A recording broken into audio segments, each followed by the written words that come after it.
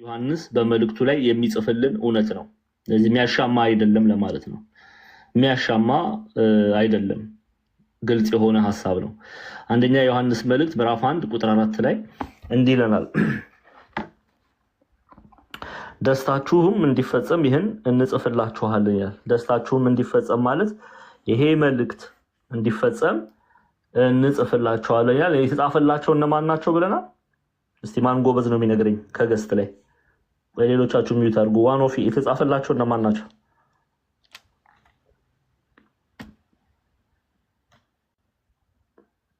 ላሉ ክርስቲያኖች እግዚአብሔር ይባርክሽ። ኤፌሶን ላሉ የጌታ ደቀ መዛሙርት ሐዋርያው በኤፌሶን በነበረበት ጊዜ በእግዚአብሔር ቃል እውነት በወንጌል እውነት ለወለዳቸው ኤፌሶናውያን በክርስቶስ ክርስቲያን ተብለው የተጠሩ ለእነርሱ ነው። ኦኬ፣ ዳይሬክት የሆነው ኮሜንታሪ ቀጥተኛው ፍቺ። ይህ ማለት ግን ለኔና ለናንተ አልተጻፈም ማለት አይደለም። ቤተክርስቲያን ኩላዊት ናት። ስለዚህ ይህ መልእክት ዓለም አቀፋዊ መልእክት ነው። ዩኒቨርሳል ሌተር ነው። ስለዚህ እኔና እናንተንም የሚነካ መልእክት ነው። ግን ሰዎች ከጠየቋችሁ ይሄ መልእክት ለማን ነው ቀጥታ የተጻፈው ቢባል በታናሿ እስያ ኤዥያ ማይነር ለምትገኘው ኤፌሶን በስተምዕራብ በኩል ቱርክ ነው ዛሬ በስተምዕራብ በኩል ለምትገኘው ኤፌሶን ከተማ በዛ ላሉ ደቀ መዛሙርት የተጻፈ መልእክት ነው። ኦኬ፣ ኤፌሶን ዛሬ ጥንታዊቷ ኤፌሶን በዘመነ ሐዋርያት ያለችው ኤፌሶን ትታያለች፣ ዛሬ ትጎበኛለች። ይሄ ቤተ ተውኔቷ ነው። ስቴዲየም የቅዱስ ጳውሎስ ጓደኞች እነ ጋይዮስ ተጎትተው የመጡበት ቦታ ሐዋርያት ሥራ ላይ እናገኘዋለን ታሪኩን። ጥንታዊቷ ኤፌሶን ዛሬ ላይ እንዴት ትታያለች? እንደምታዩት ይሄ ፍርስራሽ በዘመነ ሐዋርያት የነበረ ነው። አርኪኦሎጂስቶች፣ የምድር ጥናት ተማሪዎች ቆፍረው ጥንታዊቷን ኤፌሶን እንድንመለከት አድርገውናል። እጅጉን ውብ የሆነች ከተማ ናት። ግሪኮ ሮማን ካልቸር እጅጉን የሚያጠቃት ከተማ ናት። ክላሲካል ሚቶሎጂ በተለይ ጣዖት አምልኮ እጅጉን የተስፋፋባት፣ የግሪክ ሮማን ጣዖት አምልኮ እጅጉን የተስፋፋባት ከተማ ናት። ስለዚህ ቅዱስ ዮሐንስ በኤፌሶን ሳለ ነው ይህን መልእክት በኤፌሶን ላለችው ቤተክርስቲያን ያዘጋጀው። ስለዚህ ዳር አወር ጆይ ሜይ ቢ ፉል ወይም ደስታችን ፍጹም ይሆን ዘንድ ይሄ መልእክት ተጽፏል። በአውዱ ተምረናል። መቼም አላስተማርከንም እንደማትሉ ተስፋ አድርጋለሁ። ምዕራፍ 1ን ባጠናንበት ክፍል ላይ ለምንድን ነው ይሄንን ቅዱስ ዮሐንስ እንዲህ በማለት የጻፈው የሚለውን አይተናል። አንደኛ። ሁለተኛ ዳት ዊ ዱ ናት ሲን ኃጢአት እንዳናደርግ ነው። የሰው ልጅ ኃጢአት እንዳያደርግ ከኃጢአት ይጠበቅ ዘንድ ይሄንን መልእክት ጽፏል። ይሄ አንደኛ ዮሐንስ ምዕራፍ 2 ቁጥር 1 ላይ እናገኛለን። ምዕራፍ 2 ቁጥር 1 ላይ ልጆቼ ሆይ ኃጢአትን እንዳታደርጉ ይሄን እጽፍላችኋለሁ ይላል። ምን ማለት ነው? ይሄን መልእክት ምጽፍላችሁ እናንተ ምን እንዳታደርጉ ነው? ኃጢአት እንዳታደርጉ ነው። መልእክቱን አንብባችሁ ከመልእክቱ ላይ የሚተላለፈውን መልእክት አድምጣችሁ ኃጢአት እንዳታደርጉ ይሄንን መልእክት ጻፍኩላችሁ እያለ ነው። that we do not sin. ኦኬ፣ ልጆቼ ሆይ ኃጢአትን እንዳታደርጉ ይህን እጽፍላችኋለሁ ይላል። ልጆቼ ሆይ ብሎ የሚጠራቸው በእግዚአብሔር ቃል በወንጌል ስለወለዳቸው ነው። እሺ፣ ሶስተኛው to avoid the deceivers. ኦኬ፣ to avoid the deceivers. ኦኬ፣ ይሄ በነገራችን ላይ ግብፃውያንም ኢትዮጵያውያንም ሊቃውንት መተርጉማን ቅድም መግቢያ ላይ እንደተናገርኩት የሚስማሙበት ሐሳብ ነው። ሁለቱም ሊቃውንት የሚስማሙበት ሐሳብ ነው። ራሱ ቅዱስ ዮሐንስ ስለጻፈው እዚሁ ግልጽ አድርጎ አስቀምጦታል። ስለዚህ ይሄ መልእክት የተጻፈው to avoid the deceivers, to avoid the antichrist ማለትም ሐሰተኛ መምህራንን፣ ሐሰተኛ ነቢያትን፣ የስህተት ትምህርትን እንዲቃወሙ ከስህተት ትምህርት እንዲጠበቁ ይሄን መልእክት ጽፏል። ይህን መልእክት ጽፏል። በጥንታዊቷ ኤፌሶን የስህተት ትምህርት እጅጉን የተስፋፋባት ከተማ ናት።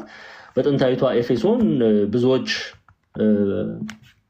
ኖስቲሳውያን ይገኛሉ።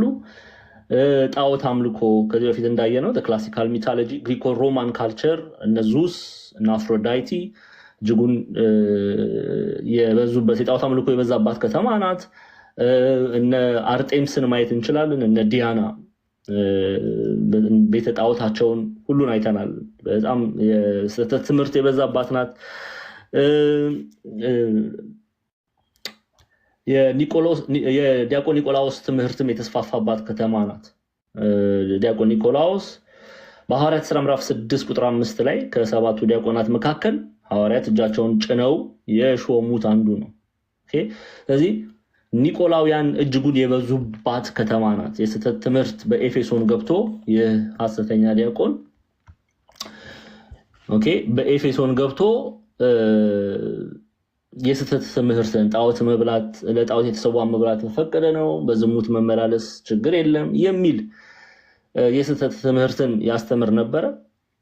ጌታችን መሪያችን ኢየሱስ ክርስቶስ በራዕየ ዮሐንስ መጽሐፍ ላይ ራዕየ ዮሐንስ ምዕራፍ 2 ላይ ስራውን እጠላለሁ ብሎ የኤፌሶናውያንን ስራ ግብራቸው ምንድነው ቢሉ ኃጢአት ነው።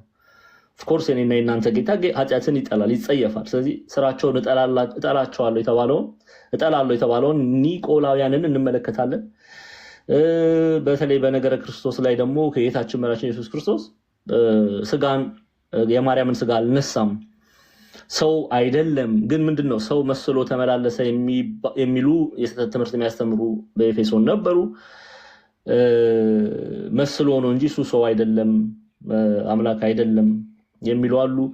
በጥበብ መበልጸግ ነው፣ ጥበብን ሴንተርድ ማድረግ ነው ሳልቬሽንን ግራንትድ የሚያደርገው ወይም መዳንን የሚሰጥ ጥበብ ነው በሚል የሚናገሩ አሉ። እና የተለያየ አይነት የስህተት ትምህርት የበዛባት ከተማ ስለሆነች ከነዚህ ስህተት አስተማሪዎች ቤተክርስቲያን ትጠበቅ ዘንድ ይሄንን መልእክት እንዳዘጋጀ ይነግረናል። ይሄንን እንግዲህ to avoid the deceivers አንደኛ ዮሐንስ ምዕራፍ 2 ቁጥር 26 ላይ አስቀምጠውታል ሊቃውንቱ። ስለሚያስቷችሁ ሰዎች ይህን ጽፌላችኋለሁ ይላል። ስለሚያስቷችሁ ሰዎች ይህን ጽፌላችኋለሁ ማለት ስለሚያስቷችሁ ሰዎች ይሄንን መልእክት ጽፌላችኋለሁ ይላል። ቅዱስ ዮሐንስ። ይሄ መልእክት የተጻፈው ለምንድን ነው እያልን ነው? ስለሚያስቷችሁ ሰዎች ከነርሱ ትጠበቁ ዘንድ ይህን መልእክት ጽፌላችኋለሁ ይላል። መጨረሻና አራተኛው to know that we have eternal life and to have confidence in him ዘላለማዊ ህይወት እንዳለን እንድናውቅና to have confidence in him በእርሱ ሙሉ እምነት ይኖረን ዘንድ to know that we have eternal life and to have confidence in him በጌታችን በመድኃኒታችን ኢየሱስ ክርስቶስ ዘላለማዊ ህይወት እንዳለንና ሙሉ እምነት በእርሱ ላይ ይኖረን ዘንድ ይሄን መልእክት እንደጻፈ ይነግረናል። ይሄን ራሱ በአንደኛ ዮሐንስ ምዕራፍ 5 ቁጥር 13 እና 14 ላይ አስፍሮት እናነባለን። አንደኛ ዮሐንስ ምዕራፍ 5 አንደኛ ዮሐንስ መልእክት ምዕራፍ 5 ቁጥር 13 እና 14 ስትመጡ የዘላለም ህይወት እንዳላችሁ ታውቁ ዘንድ በእግዚአብሔር ልጅ ስም ለምታምኑ ይህን ጽፌላችኋለሁ። በእርሱ ዘንድ ያለን ድፍረት ይህ ነው፣ እንደ ፈቃዱ አንዳች ብንለምን ይሰማናል። ስለዚህ ለእነዚህ 4 ነጥቦች ይሄ መልእክት እንደተጻፈ ቤተክርስቲያን አባቶች ያስረዳሉ። ራሱ ቅዱስ ዮሐንስ በማያሻማ መልኩ ይገልጽናል። ዛሬ እንግዲህ እግዚአብሔር በወደደና በፈቀደ መጠን ምዕራፍ 4 ካቆምንበት እንቀጥላለን። ቁጥር 13 ላይ ነው ያቆምነው። ቁጥር 13 ጀምረን እንግዲህ እስከ ፍጻሜው እስከ ቁጥር 21 ድረስ ያለውን ዛሬ እንመለከታለን ማለት ነው። በትምህርቱ መሃል ላይ እንግዲህ አደራችሁን ትምህርቱ ላይ ብቻ አተኩሩ። አደራ ትምህርቱ ላይ ብቻ አተኩሩ። ሐዋርያት የሰይጣንን ነገር አንስተውም ይላሉ። እኛ ቃሉን እንዳንሰማ እናንተ ቃሉን እንዳትሰሙ ሐሳብን የሚሰርቅ ነገር የተለያዩ ነገሮች ሰዎችን በማስነሳት ሊያጽፍ ይችላል ኮሜንት ላይ። እናንተ ግን ለዛ በመመለሳችሁት ቁጥር ትምህርቱን እያጣችሁ ትምህርቱን ሳታደምጡ ሳትማሩ ጊዜያችሁ ይባክናልና እዚህ ቤት መልስ እንዳትመልሱ። ለማንም ሰው ኮሜንት ላይ መልስ ሳትመልሱ እዚህ የምትመጡት ልትማሩ ነው። ለሌላ ጉዳይ አይደለም፣ ለጨዋታ አይደለም እዚህ የምትመጡት። ጌም ለመጫወት አይደለም እዚህ የምትመጡት። ኦኬ፣ ለጥላቻ አይደለም፣ ሀሜት ለመስማት አይደለም እዚህ የምትመጡት። እዚህ የምትመጡት ወንጌል ለመስማት ነው። እዚህ የምትመጡት የሐዋርያትን ድምፅ ለመስማት ነው። እዚህ የምትመጡት ቃል እግዚአብሔርን ለመስማት ነው። እዚህ የምትመጡት ትምህርት ለመማር ነው። ለሌላ ጉዳይ አይደለም እዚህ የተሰባሰብነው። እዚህ የተሰባሰብነው ለሌላ ጉዳይ አይደለም። እዚህ የተሰባሰብነው ለእግዚአብሔር ቃል ነው። እኔም ስራ ትቼ እናንተም ስራችሁን ትታችሁ የመጣችሁት። ስለዚህ ተጠቀሙበት ጊዜያችሁን ትምህርቱ ላይ። እሺ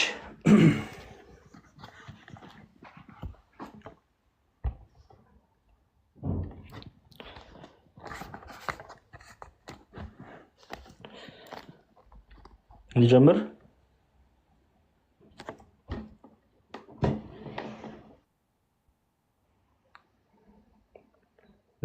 ሁላችሁም ሬዲ ናችሁ? የምትጽፉ ሪኮርድ የምታደርጉ ጀምር በሉኝ። እሺ፣ በባለፈው እንግዲህ አይተናል ቁጥር 11 እና 12 ወዳጆቼ ሆይ እግዚአብሔር እንዲህ አድርጎ ከወደደን እኛ ደግሞ እርስ በርሳችን ልንዋደድ ይገባል። እግዚአብሔርን ማንም ከቶ አላየውም። እርስ በርሳችን ብንዋደድ እግዚአብሔር በእኛ ይኖራል፣ ፍቅሩን በእኛ ፍጹም ሆኗል በማለት ቅዱስ ዮሐንስ የተናገረውን የጻፈውልንን አይተናል። ባለፈው ሳምንት ያቆምነው እዚህ ጋር ነው። ቁጥር 13 ነው ዛሬ የምንቀጥለው። ቅዱስ ዮሐንስ እግዚአብሔር እንዲህ ባለ አንድያ የባህሪ ልጁን በመስጠት በመስቀል ሞት እንዲህ ባለ ፍቅር ከወደደን እኛስ ወንድሞችን እንዴት ልንወድ አይገባም የሚለውን ሐሳብ እግዚአብሔር እንዲህ ከወደደን እኛም ወንድሞችን በመውደድ በማፍቀር እግዚአብሔርን እንድንመስል ያዘዘውን ክፍል አይተናል። ዛሬ ቁጥር 13 ላይ ከመንፈሱ ስለሰጠን በእርሱ እንድንኖር እርሱም በእኛ እንዲኖር በዚህ እናውቃለን ከሚለው ነው የምንነሳው። ከመንፈሱ ስለሰጠን ሲል መንፈሱ የሚለው መንፈስ ቅዱስን ነው። ኦኬ፣ መንፈሱ የሚለው መንፈስ ቅዱስን ነው። ምን እያለን ነው? ቅዱስ ዮሐንስ ምን እያለን ነው? መንፈስ ቅዱስን ከተቀበልን መንፈስ ቅዱስ በእኛ ያድራል የምንል ከሆነ በእኛ ውስጥ ካደረ መንፈስ ቅዱስ የሚወደውን ፍሬ በማሳየት ልንገልጽ ያስፈልጋል። ከመንፈሱ ስለሰጠን በእርሱ እንድንኖር እርሱም በእኛ እንዲኖር በዚህ እናውቃለን። መንፈስ ቅዱስን የተቀበለ ሰው መንፈስ ቅዱስ የተቀበለ ሰው መገለጫ አለው። መንፈስ ቅዱስ በእኔ ውስጥ አለ የሚል ሰው መገለጫ አለው። ያ መገለጫ ምንድን ነው? ገላትያ ምዕራፍ 5 ቁጥር 19 ላይ ሐዋርያው ቅዱስ ጳውሎስ ይዘረዝራል። የመንፈስ ቅዱስ ፍሬ። መንፈስ ቅዱስ የተቀበለ ሰው እግዚአብሔር እየረዳው የሚያፈራው ፍሬ አለ። ከዛ ውስጥ አንዱ ፍቅር ነው። ገላትያ ምዕራፍ 5 ላይ የመንፈስ ቅዱስ ፍሬን እናያለን። ይኸው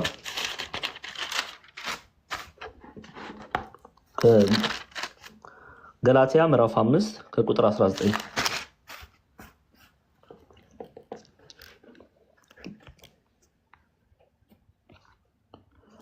በመንፈስ ብትመሩ ግን ብሎ ይጀምራል። በመንፈስ ብትመሩ ግን ከሕግ በታች አይደላችሁም። የሥጋ ስራም የተገለጠ ነው። እርሱም ዝሙት፣ እርኩሰት፣ መዳራት፣ ጣዖት ማምለክ፣ ሟርት፣ ጥል፣ ክርክር፣ ቅናት፣ ቁጣ፣ አድመኝነት፣ መለያየት፣ መናፍቅነት፣ ምቀኝነት፣ መግደል፣ ስካር፣ ዘፋኝነት ይህን የሚመስል ነው። አስቀድሜ እንዳልኩ እንደዚህ ያሉትን የሚያደርጉ የእግዚአብሔርን መንግስት አይወርሱም ካለ በኋላ ቅዱስ ጳውሎስ የመንፈስ ፍሬ አለ። የመንፈስ ቅዱስ ፍሬ መንፈስ ቅዱስ በውስጤ አለ፣ አድሯል የሚል ሰው እግዚአብሔር እየረዳው የሚያፈራው ፍሬ አለ። ይሄ ምንድነው? የመንፈስ ቅዱስ ፍሬ ግን ፍቅር፣ ደስታ፣ ሰላም፣ ትዕግስት፣ ቸርነት፣ በጎነት፣ እምነት፣ የውሃት፣ ራስን መግዛት ነው። እንደዚህ ያሉትን የሚከለክል ሕግ የለም። የክርስቶስ ኢየሱስም የሆኑት ስጋን ከክፉ መሻቱና ከምኞቱ ጋር ሰቀሉ። መንፈስ ቅዱስ ያደረበት ሰው መገለጫው ምንድነው? ፍቅር ነው። መገለጫው ምንድነው? ደስታ። መገለጫው ሰላም፣ ትዕግስት፣ ቸርነት፣ በጎነት፣ እምነት፣ የውሃት፣ ራስን መግዛት። እንደዚህ ያሉትን የሚከለክል ሕግ የለም። የክርስቶስ ኢየሱስ የሆኑት ስጋን ከክፉ መሻቱና ከምኞቱ ጋር ሰቀሉ። ስለዚህ መንፈስ ቅዱስን የተቀበለ ሰው መገለጫው ምንድነው? ፍቅር ነው። ፍቅር አለው። ለዛ ነው ቅዱስ ዮሐንስ ከመንፈሱ ስለሰጠን በእርሱ እንድንኖር እርሱም በእኛ እንዲኖር በዚህ እናውቃለን ይላል። በዚህ እናውቃለን የሚልን ከላይ ቁጥር 11 እና 12 ላይ እንዳነበብኩላችሁ ስለ ፍቅር ነው የሚያወራው። በዚህ እናውቃለን ሲል ወንድሞችን በመውደድ እናውቃለን እያለ ነው። ወንድሞችን ባንወድስ፣ ወንድሞችን ብንጠላስ፣ ከወንድሞች ጋር ህብረት ባይኖረንስ? መንፈስ ቅዱስ በእኛ አለ ወይ? ያ መንፈስ ቅዱስ የራቀው ሰው ባህሪ ነው። አሁን እዚህ ጋር ምንም ቀለም የምንቀባው ምንም ነገር የለም። ከፈለጋችሁ እዚህ ላለን ለእኔና ለእናንተ የእግዚአብሔር ቃል አይቀየርም። እውነቱን ነው የምንነጋገረው። እከሌ ከፈዋል እከሌ ደስ ይለዋል የሚል ተረት የለም። መንፈስ ቅዱስ ያደረበት ሰው መገለጫው ፍቅር ነው። እኛ ይህንን ልናቅና ልንረዳ ያስፈልጋል። ሮሜ ምዕራፍ 5 ቁጥር 5 ላይ ውሰዱ። ቅዱሳን መጽሐፍት ነው ማወራው። የእግዚአብሔርን ቃል ነው እየገለጥን እያነበብን ያለ ነው። እያሳየዋችሁ ይኸው እያየን እኔም እናንተ። ስለዚህ የእግዚአብሔር ቃል ሲናገር እኔና እናንተ ምንድነው ማለት ያለብን? የእግዚአብሔር ቃል ሲናገር እኔና እናንተ ምንድነው ማለት ያለብን? አሜን ነው ማለት ያለብን። ኦኬ፣ መታገል የለብንም። አሜን።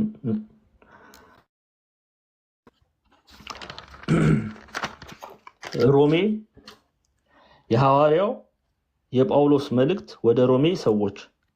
የማን መልእክት? የሐዋርያው የቅዱስ ጳውሎስ መልእክት። ወዴት? ወደ ሮሜ፣ ሮም፣ ኦኬ፣ ኢጣሊያ፣ በዛ ላለችው ቤተክርስቲያን የተጻፈ መልእክት ነው። ሐዋርያው ቅዱስ ጳውሎስ ምዕራፍ 5 ቁጥር 5 ላይ እንዲህ ይላል። ምዕራፍ 5 ቁጥር 5 ተመልከቱ፣ አብረን እናንብበው። ከቁጥር 1 ጀምሬ ላንብበው። እንግዲህ በእምነት ከጸደቅን በእግዚአብሔር ዘንድ በጌታችን በኢየሱስ ክርስቶስ ሰላምን እንያዝ። ከእርሱም ደግሞ ወደ ቆምንበት ወደዚህ ጸጋ በእምነት መግባትን አግኝተናል፣ በእግዚአብሔር ክብርም ተስፋ እንመካለን ካለ በኋላ ቅዱስ ጳውሎስ ይህም ብቻ አይደለም፣ ነገር ግን መከራ ትዕግስት እንዲያደርግ፣ ትዕግስትም ፈተናን፣ ፈተናም ተስፋን እንዲያደርግ እያወቅን በመከራችን ደግሞ እንመካለን። በተሰጠንም በመንፈስ ቅዱስ ተመልክቷል። ምን ባለን? በተሰጠን መንፈስ ቅዱስ ተሰጥቶን ነው። ይወሰዳል። መንፈስ ቅዱስ ይርቃል። ኦኬ፣ ይርቃል መንፈስ ቅዱስ። ይሄን ማወቅ አለብን። ኃጢአት የምንላበስ ከሆነ መንፈስ ቅዱስ ይርቀናል። መንፈስ ቅዱስ ሲርቀን አጀሬ ደግሞ ይቀርበናል። ርኩስ መንፈስ ማለት ነው። ስለዚህ በተሰጠን በመንፈስ ቅዱስ የእግዚአብሔር ፍቅር በልባችን ስለፈሰሰ ተስፋ አያሳፍርም ይላል። ምን እያለን ነው ቅዱስ ጳውሎስ? መንፈስ ቅዱስ ያደረበት ሰው ፍቅር እርሱን እግዚአብሔርን ይመስላል፣ ክርስቶስን ይመስላል። ፍቅርን ተላብሷል፣ ፍቅርን ተላብሷል እያለ ነው። የመንፈስ ቅዱስ ማደሪያ የሆነ እግዚአብሔር የሚወደውን ነገር ነው የሚያደርገው። የመንፈስ ቅዱስ ፍሬን ነው የሚያፈራው። ለዛ ነው ቅዱስ ዮሐንስ ከመንፈሱ ስለሰጠን በእርሱ እንኖር ዘንድ እርሱም በእኛ እንዲኖር ዘንድ በዚህ እናውቃለን። እኛ በእርሱ እርሱ በእኛ መኖሩ የሚታወቀው መንፈስ ቅዱስ በእኛ ውስጥ እንዳለ የሚታወቀው ስንዋደድ ነው፣ ወንድሞችን ስንወድ ነው። በዚህ መንፈስ ቅዱስ በእኛ እንዳለ እናውቃለን።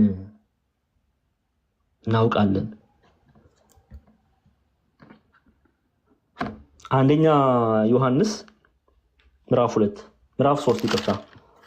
ይኸው መጀመሪያይቱ የሐዋርያ ዮሐንስ መልእክት ምዕራፍ 3 ቁጥር 24 ተመልከቱ። ምንድን ነው የሚለው? ትእዛዙን የሚጠብቅ በእርሱ ይኖራል፣ እርሱም ይኖርበታል። በዚህም በእኛ እንዲኖር ከሰጠን ከመንፈሱ እናውቃለን አለ። ትእዛዙን ምን የሚል የሚጠብቅ። የማንን ትእዛዝ? የእግዚአብሔርን ትእዛዝ የሚጠብቅ በእርሱ ይኖራል፣ እርሱም ይኖርበታል። ማነው እርሱም ይኖርበት? መንፈስ ቅዱስ። በዚህም በእኛ እንዲኖር ከሰጠን ከመንፈሱ እናውቃለን አለ። አያችሁ? አዎ፣ ሰው ልጅ እርኩስ መንፈስ ካደረበት እርኩስ የሆነ ነገር ነው የሚያደርገው። መንፈስ ቅዱስ ያደረበት ሰው ደግሞ መልካም የሆነው የመንፈስ ቅዱስ ፍሬን ነው የሚፈጽመው። ስለዚህ በዚህ እናውቃለን ይላል ቅዱስ ጳውሎስ። ሴንት ባዚል ዘ ግሬት ታላቁ ቅዱስ ባስሊዮስ እንዲህ ይላሉ። አድምጡ። ሴንት ባዚል ዘ ግሬት ታላቁ ቅዱስ ባስሊዮስ ስሙ። ኢፍ ጋድ ኢዝ ላቭ እግዚአብሔር ፍቅር ከሆነ አስ ጆን ሴይስ ወልደ ዘብዴዎስ ቅዱስ ዮሐንስ እንደተናገረው then it must be that the devil is hatred እግዚአብሔር ፍቅር ከሆነ ሰይጣን ጥላቻ መሆን አለበት። ሰይጣን ባህሪው ምንድነው? ጥላቻ። as he who has love has God ይሄ የሚወድ እግዚአብሔር አለው። ኦኬ፣ ወንድምን የሚወድ እግዚአብሔር አለው። so he who has hatred ጥላቻ ደግሞ ያለው has the devil dwelling in him ክፉ መንፈስ በእርሱ ውስጥ አለ፣ ያደረበት ሰው ነው እያለን ነው። ማን ነው ያለው? ታላቁ ቅዱስ ባስልዮስ ሴንት ባሲል ዘ ግሬት። ኦኬ፣ ዲያቆን ዛማኑኤል ምን እያልክ ነው ምናምን ብላችሁ ጥርስ ማፋጨት አይቻልም። ግልጹን እንነጋገራለን። ከዛ ንስሐ ገብተን ስጋው ደግሞ ተቀብለን የመንግስቱ ወራሽ እንሆናለን። እኔ እዚህ ያላችሁ አብረን በበጉ ፊት አዲሱን ቅኔ እንድንቀኝ ይፈልጋለሁ በአዲሲቷ ሰማይ። ስለዚህ እውነት ብነግራችሁ ነው፣ ለራሴም እውነት ብነግረው ነው የሚሻለው። ምንም እዚህ ቀለም መቀባባት አያስፈልግም። if God is love እግዚአብሔር ፍቅር ከሆነ as John says ወልደ ዘብዴዎስ ቅዱስ ዮሐንስ እንደተናገረው then it must be that the devil is hatred እግዚአብሔር ፍቅር ከሆነ ሰይጣን ደግሞ ጥላቻ ነው እያለን ነው። ለእግዚአብሔር ፍቅርን ከሰጠን ለሰይጣን ምን እንሰጣለን? ጥላቻ። እግዚአብሔር ፍቅር ከሆነ የፍቅር ተቃራኒ ምንድነው? ጥላቻ። የእግዚአብሔር ተቃራኒ ሰይጣን ነው። ኦኬ፣ ስለዚህ then it must be that the devil is hatred ወይም ጥላቻ። as he who has love has God የሚወድ ፍቅር ያለው እግዚአብሔር አለው። so he who has hatred has the devil ፍቅር የሌለው ጥላቻ ያለው ደግሞ ማን ነው ያለው? ሰይጣን። የሰይጣን ኦኬ has the devil dwelling in him ሰይጣን በእሱ ውስጥ ያድራል።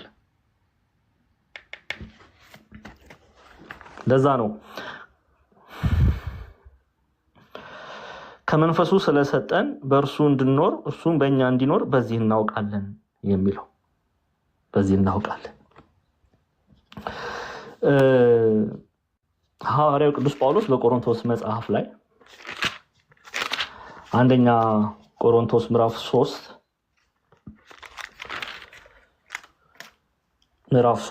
ቁጥር 16 እና 17 ተመልከቱ። የእግዚአብሔር ቤተ መቅደስ እንደሆናችሁ የእግዚአብሔርን መንፈስ እንዲኖርባችሁ አታውቁምን ይላል። ማንም የእግዚአብሔርን ቤተ መቅደስ ቢያፈርስ እግዚአብሔር እሱን ያፈርሰዋል። የእግዚአብሔር ቤተ መቅደስ ቅዱስ ነውና ያውም እናንተ ናችሁ አለ። ማን ነው ይህን ቃል የሚናገረው? ሐዋርያው ቅዱስ ጳውሎስ። ለማን? በአካያይ ደቡባዊ ግሪክ ለምትገኘው የቆሮንቶስ ቤተክርስቲያን። የቆሮንቶስ ቤተክርስቲያን የመሰረተው ማን ነው? ሐዋርያው ቅዱስ ጳውሎስ። እና ምን እያላቸው ነው? የእግዚአብሔር ቤተ መቅደስ ይኸው ቆሮንቶስ። ወደ ቆሮንቶስ ሰዎች ምዕራፍ 3 ይኸው ምዕራፍ 3 ቁጥር 16 እና 17 ይኸው ቃል በቃል ነው የምናየው። እና ምን አላቸው? የእግዚአብሔር ቤተ መቅደስ እንደሆናችሁ የእግዚአብሔርን መንፈስ እንዲኖርባችሁ አታውቁምን አለ። በእናንተ ውስጥ የሚኖር እንግዲህ ይህንን ቆሮንቶስ ሐዋርያ ቅዱስ ጳውሎስ ቃል እግዚአብሔርን አስተምሮ ብዙዎችን ወደ ጌታ ቤተክርስቲያን ጨምሯል። ከዛ ምን አላቸው? የእግዚአብሔር የቅዱሱ መንፈስ ማደሪያ እንደሆናችሁ አታውቁምን ይላል። የእግዚአብሔር ቤተ መቅደስ እንደሆናችሁ የእግዚአብሔርን መንፈስ እንዲኖርባችሁ አታውቁምን? ማንም የእግዚአብሔርን ቤተ መቅደስ ቢያፈርስ እግዚአብሔር እርሱን ያፈርሰዋል። የእግዚአብሔር ቤተ መቅደስ ቅዱስ ነውና ያውም እናንተ ናችሁ። ማንም እናንተ ወደ ቤተክርስቲያን ተጠርታችሁ የጌታ ደቀ መዛሙርት ተብላችሁ በኃጢአት ብትመላለሱ ይህን ቅድስና ብታጡ የእግዚአብሔር ልጅ ተብሎ የአጋንንት ልጅ ሆናችሁ ብትመላለሱ ማን ያፈርሳችኋል? እግዚአብሔር ያፈርሳችኋል። ቃል በቃል እንደዛ እያለን ነው። ኃጢአትን የምታደርጉ ከሆነ ትፈርሳላችሁ። ምን ማለት ነው? ትሞታላችሁ ማለት ነው። ይሄ ስጋዊ ሞት ምናምን ይሄንን አይደለም እያወራ ያለው። ሞትን ትሞታላችሁ፣ ዘላለማዊ ሞትን ትሞታላችሁ፣ ከእግዚአብሔር ትለያላችሁ እያለ ነው። ሰው ደግሞ ከእግዚአብሔር ከተለየ ምንም አይኖርም። አሳ ከውሃ ተለይቶ እንደማይኖር እኔና እናንተ ከእግዚአብሔር ተለይተን መኖር አንችልም። ስለዚህ ሞትን ትሞታላችሁ። ምን የምታደርጉ የእግዚአብሔር መንፈስ ቅዱስ መሆናችሁን ረስታችሁ እግዚአብሔር መንፈስ ቅዱስ እንዲያድርባችሁ ሳትፈቅዱ ሰይጣንን ሄዳችሁ ሰላም የምትሉ ከሆነ ክፉ መንፈስ በእናንተ ያድራል፣ እግዚአብሔር ደግሞ ያፈርሳችኋል። ሞትን ትሞታላችሁ፣ ፍርድን ትቀበላላችሁ። ማንም የእግዚአብሔርን ቤተ መቅደስ ቢያፈርስ እግዚአብሔር እርሱን ያፈርሷል። ማን ነው ያለው? ማንም፣ ሴት የለ ወንድ፣ ማንም አገልጋይ ሆነ አልሆነ ከሊቅ እስከ ደቂቅ ማንም የእግዚአብሔርን ቤተ መቅደስ ቢያፈርስ እግዚአብሔር እርሱን ያፈርሰዋል። ከሌነህ እንዴ ብሎ ሚቶ አይደለም እንዴ ከሌነሽ እንዴ ብሎ ሚቶ የለም። እኛ ብዙ ጊዜ በቃ እግዚአብሔር ፍቅር ነው። እግዚአብሔር ፍቅር ነው። ቅጣቱንም ግን ማወቅ አለብን። እግዚአብሔር ፍቅር መሆኑን ብቻ ነው እኛ የምናውቅ እና እንደፈለግን እንፋንናለን። ራዳር የማያቀን አይሎፕላን ይመስል በየጭፈራ ቤቱ፣ በየመጠጥ ቤቱ፣ በየስካር ቤቱ፣ በየዝሙት አልጋ ላይ እንወድቃለን። ንስሐ አንገባም፣ ስጋው ደግሞ አንቀበልም፣ ወደ ቤተክርስቲያን አንመለስም። በዛ የጠፋን ብዙ ሰዎች አለን። ታዲያ እንቀይረው? ይሄንን ቃል እንሸፍነው? እንደዚህ ምናምን ነው ይነገራል። ጠፍቶ የቀረ ይፈርሳል፣ ጠፍቶ የቀረ ይሞታል። ሞትን ይሞታል። ማንም ሰው አልኳችሁ፣ ማንም ቢሆን እና አባቴ ቅዱስ ጳውሎስ ነው። ሐዋርያት ናቸው አባቶቻችን። ቤተክርስቲያን የተመሰረተችው በነቢያትና በሐዋርያት ላይ ነው። ይሄ ቃል አይሻርም። ንስሐ ማንገባ ከሆነ መንፈስ ቅዱስን አሳዝነን ንስሐ ማንገባ ከሆነ ወደ ቤተክርስቲያን ማንመለስ ከሆነ ማንም የእግዚአብሔርን ቤተ መቅደስ ቢያፈርስ እግዚአብሔር እርሱን ያፈርሰዋል። የእግዚአብሔር ቤተ መቅደስ ምንድን ነው አለ? ቅዱስ ነውና ያውም እናንተ ናችሁ አለ። እናንተ ናችሁ የእግዚአብሔር ቤተ መቅደስ የተባላችሁት። ይሄ ስጋ፣ ይሄ ድንኳን፣ ይሄን ያፈረሰ ይፈርሳል ማለትም ይሞታል እያለን ነው። ደገመው ደግሞ ምዕራፍ 6 ላይ ተመልከቱት። ይሄው ምዕራፍ 6 ላይ ሲደግመው ታያላችሁ። ቁጥር 19 ይሄው ኢምፖርታንት መሆኑን ነው የሚናገሩ። መልእክቱን ደግሞ ደጋግሞ ለቆሮንቶስ ክርስቲያኖች ይናገራል። ምን ያህል አጽንኦ ሰጥቶ እንደሚናገር ሐዋርያው ቅዱስ ጳውሎስ ተመልከቱ።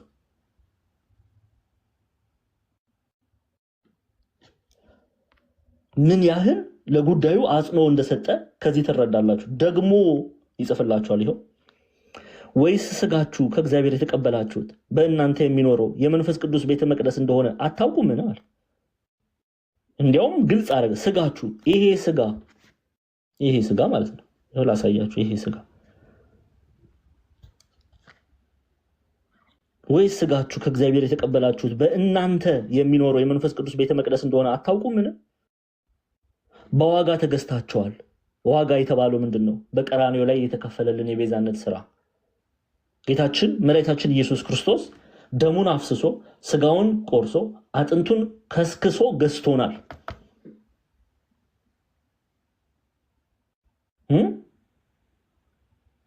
ያንን ነው እየነገረን ያለው። በዋጋ ተገዝታችኋል፣ ለራሳችሁ አይደላችሁም። ስለዚህ በስጋችሁ እግዚአብሔርን አክብሩ ይላል። በዋጋ የተገዛ ለተገዛለት ነገር ይገዛል እንጂ ለገዛው አምላክ ይገዛል እንጂ ለኃጢአት ባሪያ አይሆንም። ስለዚህ ኢየሱስ ክርስቶስ ዋጋ አውጥቶ ገዝቷቸዋል። ምህረትን በዋጋ ገዝቷታል። የምህረት ዋጋ በዕለተ ዓርብ በቀራንዮ ላይ አምላካችን መድኃኒታችን ኢየሱስ ክርስቶስ ደሙን አፍስሶ ስጋውን ቆርሶ ገዝቷታል። በዛ ዋጋ ገዝቶናል እኔና እናንተ። ያ ነው ዋጋችሁ አለ። ተገዝታችኋል። በቃ ከተገዛችሁ በኋላ ለተገዛችሁለት ነገር ኑሩ። በዋጋ ተገዝታችኋል፣ ለራሳችሁ አይደላችሁም ማለት።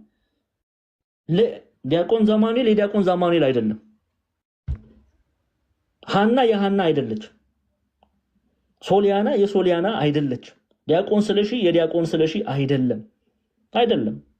ምንም ማድረግ አይቻልም። ተገዝቷል። ምህረት የምህረት አይደለችም። የማን ናት? የእግዚአብሔር። በዋጋ ተገዝታለች። ስለዚህ ለራሳችሁ አይደላችሁም። ስለዚህ በስጋችሁ አለ እግዚአብሔርን አክብሩ፣ ማለትም ከኃጢአት ራቁ ማለት ነው። ለገዛችሁ አምላክ ኑሩ ማለት ነው።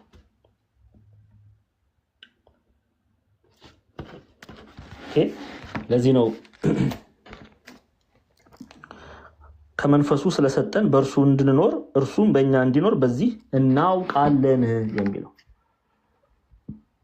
በዚህ እናውቃለን። አንዴ ቄስ ቴዎድሮስ ማላቲ ግብፃዊ ቤተክርስቲያን አባት ናቸው። እሳቸው በፓትሪስቲክ ኮሜንታሪ ይህን ክፍል እንዴት ተመለከቱት የሚለውን እኔ when love abides in us ይላሉ። ወይም ፍቅር abides ማለት መኖር። ኦኬ when love ፍቅር በእኛ ሲኖር እንደማለት ነው። when love abides in us ማለትም ፍቅር በእኛ ሲኖር then we are working by the Holy Spirit given to us መንፈስ ቅዱስን ኦኬ we are working እየሰራን ነው by the Holy Spirit መንፈስ ቅዱስ ኦኬ ተሰጥቶናልና መንፈስ ቅዱስ እየረዳን እየሰራን ነው። ምን የመንፈስ ቅዱስ ፍሬን እያፈራን ነው ማለት ነው። በዚህ እናውቃለን። when love abides in us በእኛ ውስጥ ፍቅር እንዳለ ሲታይ ከኛ ጋር መንፈስ ቅዱስ እንዳለ እየሰራ እንደሆነ ይታወቃል እያሉ ነው። ፍቅር ግን ከሌለስ ይሄ ላቭ ሄትሬድ ቢሆንስ ጥላቻ ቢሆን መንፈስ ቅዱስ የለም፣ ምንም ማድረግ አንችልም። በቃ ይሄን አሜን ብለን ነው የምንቀበል። ወደ ንስሐ ነው የምንሮጥ። አሁን ከዚህ ወተን ወደ ንስሐ። ፍቅር በእኛ ውስጥ ከሌለ መንፈስ ቅዱስ በእኛ ውስጥ የለም። መንፈስ ቅዱስ እንዳለ ማወቅ የምንችለው ስንዋደድ ነው።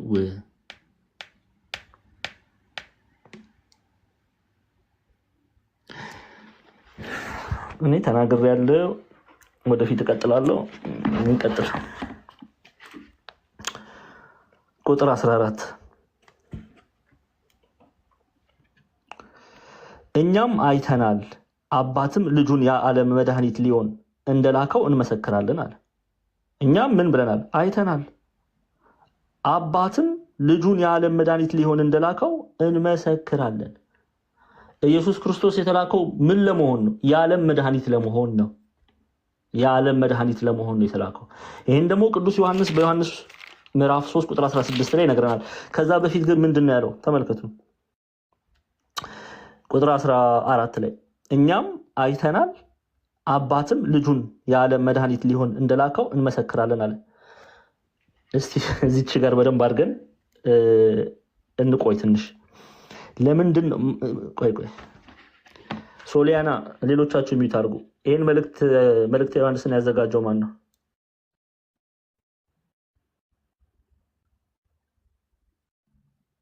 ሶሊያና አንዳንዶቻችሁ ገስት ላይ ገብታችሁ ገስት ላይ ለመግባት ብቻ ነው። ኧረ ተው ድካሜን ተው፣ ከንቱ አታርጉ። እሺ ናዲያ ጭራሽ ቅዱስ ጳውሎስ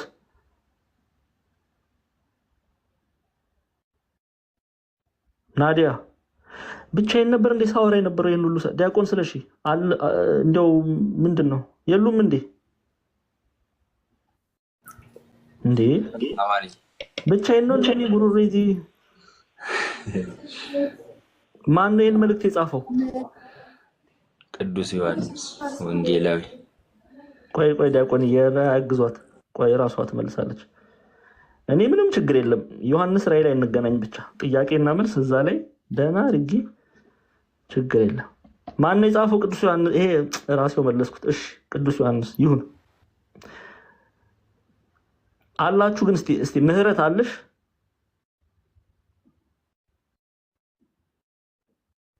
ቅዱስ ዮሐንስ ነው የጻፈው። እሺ ዮስቲና አለሽ? አይ እስቲ ተንፍሱ እንዳላችሁ ልወቅ። አላችሁ? ዮስቲና አለሽ? እየተማርሽ ነው አይደል? እሺ አበባስ አለሻል? እያደመጥሽ ነው መምህር? እሺ ዲያቆን ስለሽማ እርሶማ አሉ።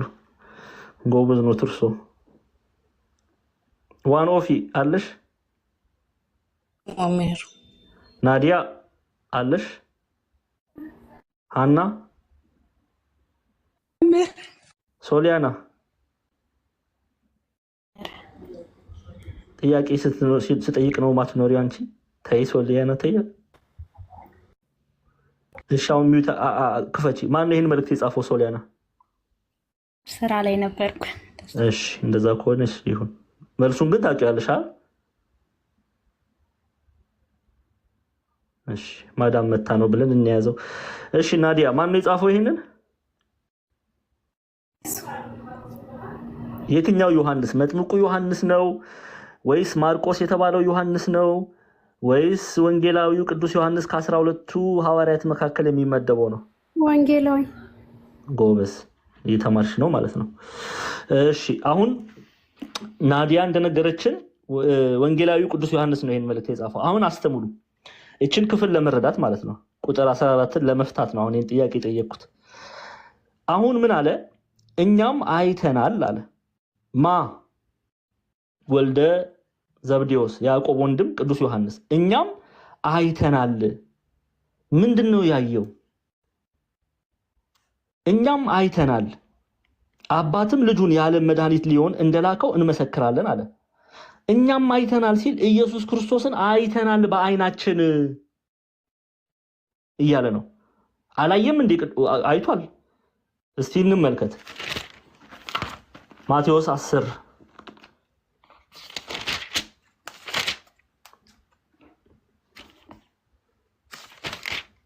ይሄው 12ቱ ደቀ መዛሙርቱን ወደ እርሱ ጠርቶ እንዲያወጧቸው በርኩሳን መናፍስት ላይ ደዌንና ሕማምን ሁሉ እንዲፈውሱ ስልጣን ሰጣቸው። ለማን? ለደቀ መዛሙርቱ ለሐዋርያቱ። እስቲ ዮሐንስ አለ እንመልከት። የ12ቱ ሐዋርያት ስም ይህ ነው አለ። መጀመሪያው ጴጥሮስ የተባለው፣ ስምዖን፣ ወንድሙ እንድርያስ፣ የዘብዴዎስ ልጅ ያዕቆብ፣ ወንድሙ ዮሐንስ። ይታያል ዮሐንስ። ስለዚህ የያዕቆብ ወንድም የዘብዴዎስ ልጅ ቅዱስ ዮሐንስ አይቷል አላየም? ጌታችን መድኃኒታችን ኢየሱስ ክርስቶስን አይቷል። ከስሩ ሆኖ ተምሯል።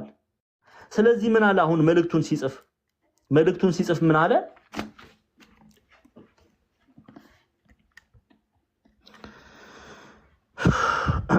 ቁጥር 14 ላይ ይኸው እኛም አይተናል አለ።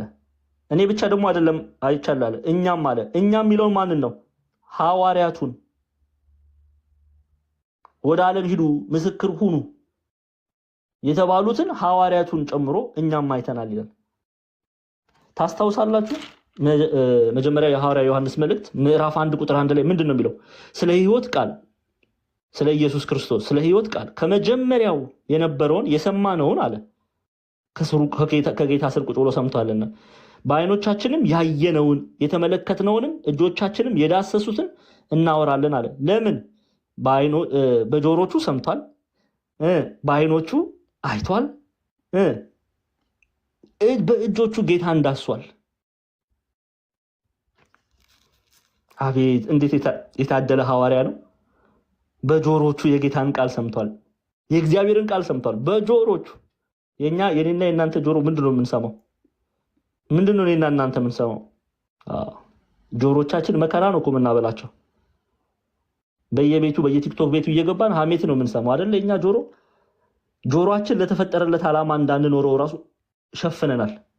እግዚአብሔር ጆሮን የፈጠረ መልካም ነገር እንድንሰማበት ነው። እኛስ የቡና ወሬ ነው የምንሰማው። ቡና አፍልተው ቁጭ ብለው የሚጠጡ ሰዎች ስር ቁጭ ብለን መርዝ እናደምጣለን። ቅዱስ ዮሐንስ ግን የጌታን ቃል ያደምጣል። እሺ፣ ስለ ሕይወት ቃል ከመጀመሪያ የነበረውን የሰማነውን በአይኖቻችን ያየነውን የሰማነውን በጆሮቼ የሰማሁትን በአይኖቻችን ያየነውን ሐዋርያትም አብረውታሉና የቅዱስ ዮሐንስ አይኖች ጌታን አይተዋል። ስለዚህ በአይኖቻችን ያየነውን የተመለከትነውንም አለ በአይኖቹ ስለተመለከተ ከዛስ እጆቻችንም የዳሰሱትን እናወራለን። ዳሰነዋል። ምትሃት ነው እንዳትሉ፣ ዳሰነው አይተናል መንፈስ ነው እንዳትሉ፣ ዳሰነዋል። አብረነው በልተናል፣ አብረነው ጠጥተናል፣ ከስሩ ሆነን ተምረናል፣ እርሱንም ዳሰናል። ይሄንን ነው ኢየሱስ ክርስቶስ ሕይወት የተባለውን እንመሰክርላችኋለን የሚለው።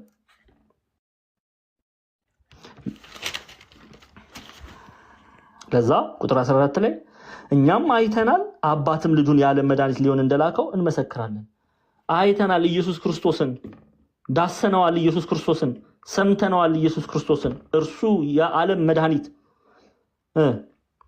ኢየሱስ። እኛም አይተናል አባትም ልጁን፣ አባትም የሚለው እግዚአብሔር አብን ነው። እኛም አይተናል አባትም ልጁን፣ የባህሪ ልጁን ወልድ ኢየሱስ ክርስቶስን የዓለም መድኃኒት ሊሆን እንደላከው እንመሰክራለን። ግን እንደላከው ማለት የአብ ፈቃድ የወልድ ፈቃድ አይደለም ወይ የሚል ጥያቄ ቢያስነሳ ስህተት ነው። ሄሬሲ ምንፍቅና ነው። የአብ ፈቃድ የማን ፈቃድ ነው? መቼም ሚስጥረ ሥላሴን እዚህ ቁጭ ብለን ተምራችኋል ብዬ ተስፋ አደርጋለሁ። የአብ ፈቃድ የማን ፈቃድ ነው? የወልድ። ላከው ቢልም የተላኪውም ፈቃድ መሆኑን ልናውቅ ይገባል። የወልድ ፈቃድ የማን ፈቃድ ነው? የባሕርዮቱ የመንፈስ ቅዱስ ፈቃድ። አብ ወልድ መንፈስ ቅዱስ የአብም የወልድም የመንፈስ ቅዱስን ፈቃድ ነው። ስለዚህ እኛም አይተናል አባትም ልጁን የዓለም መድኃኒት ሊሆን እንደላከው እንመሰክራለን አለ። ለምን አይተናል አለ? ከስር ሆኖ አይቷልና ሲያስተምር ጌታ ዳሷልና፣ ዳሶታል ጌታችን መድኃኒታችን ኢየሱስ ክርስቶስን፣ ሰምቷል ትምህርቶቹን። እኛም አይተናል አባትም ልጁ የዓለም መድኃኒት ሊሆን እንደላከው እንመሰክራለን ይላል። አልመሰከረም? መስክሯል። ይኸው በዮሐንስ ወንጌል ምዕራፍ 3 ቁጥር 16 እንመልከት። ዮሐንስ ወንጌል ምዕራፍ 3 ቁጥር 16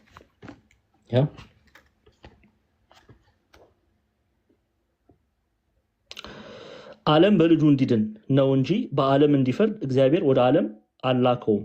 ማንን? ልጁን። ማን ነው ልጅ? ወልድ። ወልድ ማለት ልጅ ማለት ነው። በነገራችን ላይ የቃል ትርጓሜ ዓለም በልጁ ማለትም በወልድ ዓለም በልጁ እንዲድን ነው እንጂ በዓለም እንዲፈርድ እግዚአብሔር ወደ ዓለም አላከውም። እግዚአብሔር ወደ ዓለም አላከውም። እግዚአብሔር ኢየሱስ ክርስቶስን ወደ ዓለም የላከው ለምንድን ነው? ለማዳን። እግዚአብሔር ወደ ዓለም በልጁ እንዲድን ነው እንጂ በዓለም እንዲፈርድ እግዚአብሔር ወደ ዓለም አላከውም ካለ በኋላ በእርሱ አለ በማን በክርስቶስ በሚያምን አይፈረድበትም። ምን ማለት ነው? አይፈረድበትም ማለት ይፈረድለታል ማለት ነው። በኢየሱስ ክርስቶስ የሚያምን አይፈረድበትም፣ ይፈረድለታል። ምንድነው የሚፈረድ? ጻድቃን ይፈረድላቸዋል እንጂ አይፈረድባቸውም። ስለዚህ በእርሱ በሚያምን አይፈረድበትም። በማያምን ግን በአንዱ በእግዚአብሔር ልጅ በማን በአንዱ የባህሪ ልጁን ሲገልጽ ነው። በአንዱ በእግዚአብሔር ልጅ ስም ስላላመነ አሁን ተፈርዶበታል። ግን እግዚአብሔር አምላክ አንድያ የባህሪ ልጁን ወደ ዓለም የላከው ምን ለማድረግ ነው? እኔና እናንተን ለማዳን ነው የላከው። ለዛ ነው ቅዱስ ዮሐንስ 14 ላይ ቁጥር 14 ላይ እኛም አይተናል አባትም ልጁን የዓለም መድኃኒት ሊሆን እንደላከው እንመሰክራለን ይላል። እንመሰክራለን።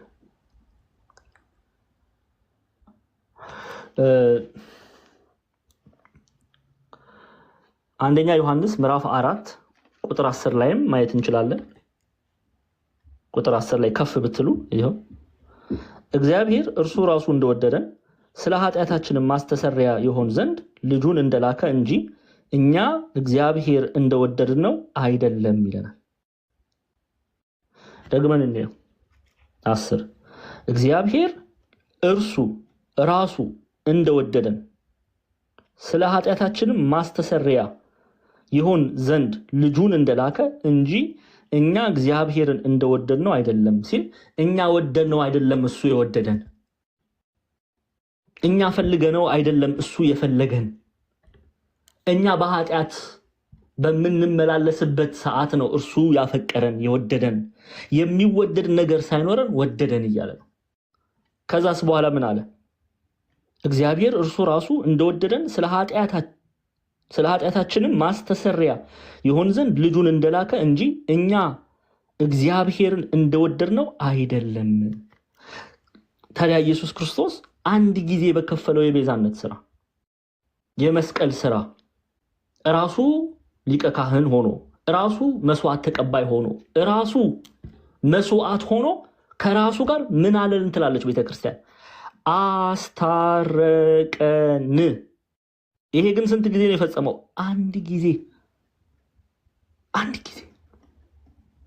ይኸው ሐዋርያው ቅዱስ ጳውሎስ ሲናገር ዕብራውያን መጽሐፍ እንከል ምዕራፍ 10 ዕብራውያን ምዕራፍ 10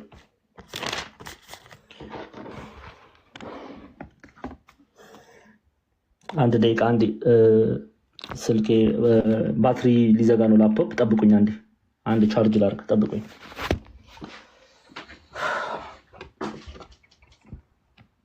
ታቡኑ 300 አስገቡ፣ ቶሎ በሉ። ታቡን 300 ቶሎ በሉ።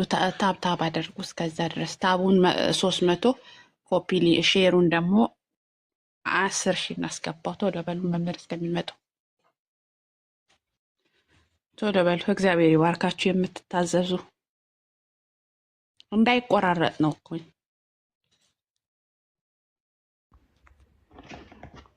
ቻርጅ እያደረገ ነው። ይኸው ችግር የለም። እሺ እንቀጥል። ዕብራውያን ምዕራፍ 10 ይኸው ዕብራውያን ምዕራፍ 10 ቁጥር 12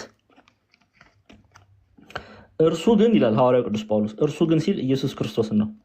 እርሱ ግን ስለ ኃጢአት ስለምን? ስለ ኃጢአት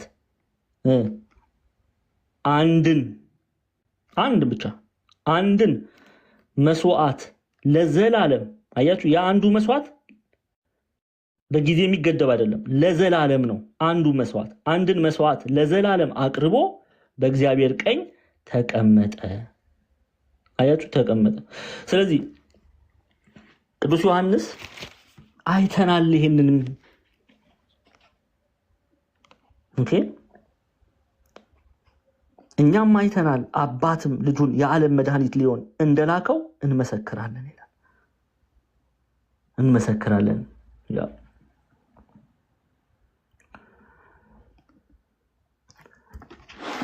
አንድ ደቂቃ የቤተክርስቲያናችን አንድምታ ትርጓሜን ደግሞ እንመልከት። ኦኬ ምን ብለው አባቶቻችን አስቀምጠዋል? ያው እኛም እግዚአብሔር አብ የባህሪ ልጁን የእግዚአብሔር አብ የባህሪ ልጅ ማን ነው? ወልድ ኢየሱስ ክርስቶስ። እኛም እግዚአብሔር አብ የባህሪ ልጁን የዘላለም ድህነት አድርጎ የምን ድህነት? ቅድም ዕብራውያን ላይ እንዳየነው የዘላለም ድህነት አድርጎ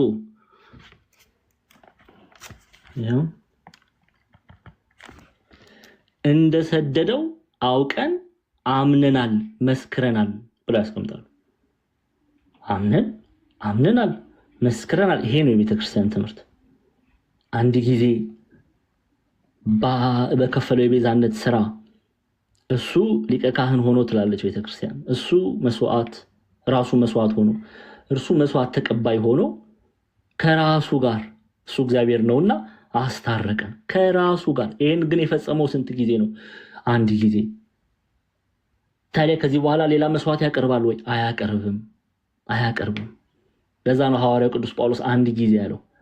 ለዛ ነው ቅዱስ ጎርጎርዮስ ዘእንዚናዙ አንተ ሰው ወይ እግዚአብሔር ወልድ በእግዚአብሔር አብ ፊት ቆሞ እየወደቀ እየተነሳ የሚለምን አይምሰልህ፣ አብ ይህንን አይፈልግም ወልድም አያደርገውም የሚለው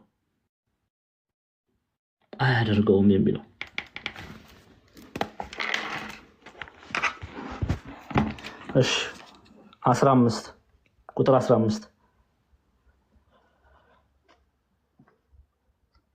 ኦኬ ኢየሱስ የእግዚአብሔር ልጅ እንደሆነ በሚታመን ሁሉ እግዚአብሔር በእርሱ ይኖራል እርሱም በእግዚአብሔር ይኖራል። ይሄ ግልጽ ነው። ኢየሱስ ክርስቶስ ኦኬ ኢየሱስ ክርስቶስ የእግዚአብሔር ልጅ ወልደ እግዚአብሔር እንደሆነ የሚያምን ያው ምን ይያለን ነው ቅዱስ ዮሐንስ? ኢየሱስ የእግዚአብሔር ልጅ እንደሆነ በሚታመን ሁሉ እግዚአብሔር በእርሱ ይኖራል እርሱም በእግዚአብሔር ይኖራል።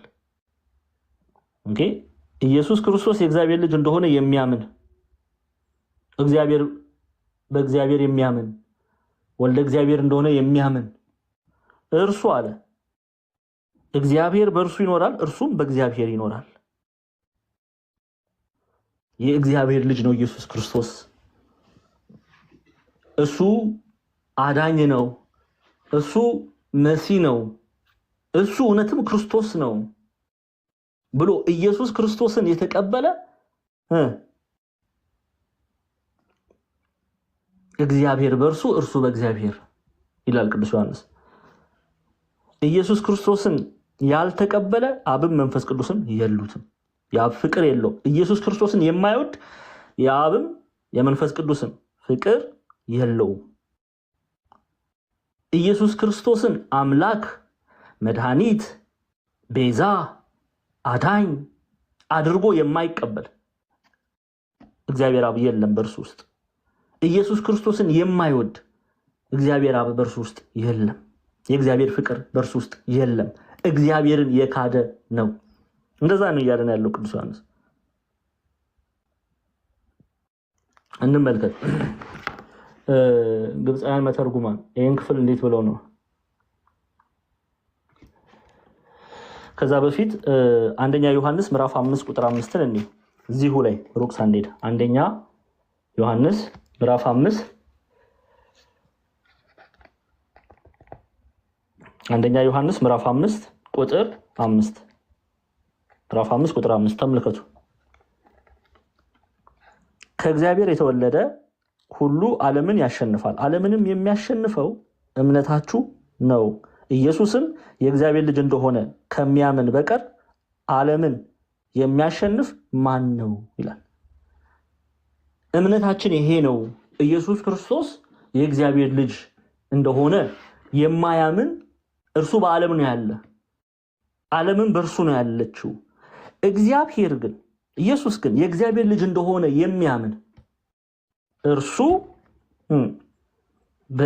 እግዚአብሔር በእርሱ ውስጥ አለ። በእውነተኛው ትምህርት የጸና ነው፣ በእውነተኛው ትምህርት የቆመ ነው እያለን ነው። ታስታውሳላችሁ የማቴዎስ ወንጌል ምዕራፍ 10 ላይ አንዴ ማቴዎስ 10:32 እንክፈት፣ ተመልከቱ።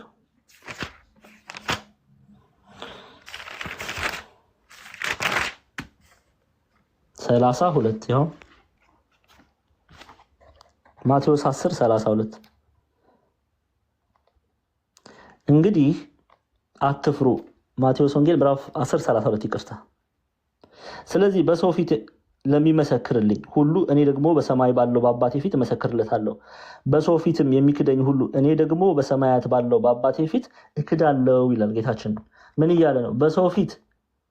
በሰው ፊት ሲል በማያምኑ ሰዎች ፊት ኢየሱስ ክርስቶስ የእግዚአብሔር ልጅ ብሎ የሚመሰክር ኢየሱስ ክርስቶስ ክርስቶስ ነው ብሎ ኢየሱስ ክርስቶስ ነው መሲህ ነው አዳኝ ነው ብሎ የሚመሰክር አንድም በግብር ክርስቶስን መስሎ የሚመላለስ እርሱ በሰዎች ፊት ስለመሰከረልኝ እኔም እመሰክርለታለሁ።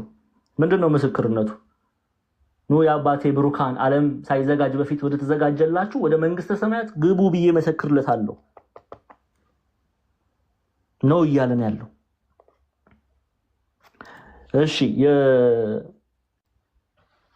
ወንጌል ምዕራፍ 12 ቁጥር 8ንም እንዲህ ሉቃስ ከማርቆስ በኋላ ታገኛላችሁ። ሉቃስ 12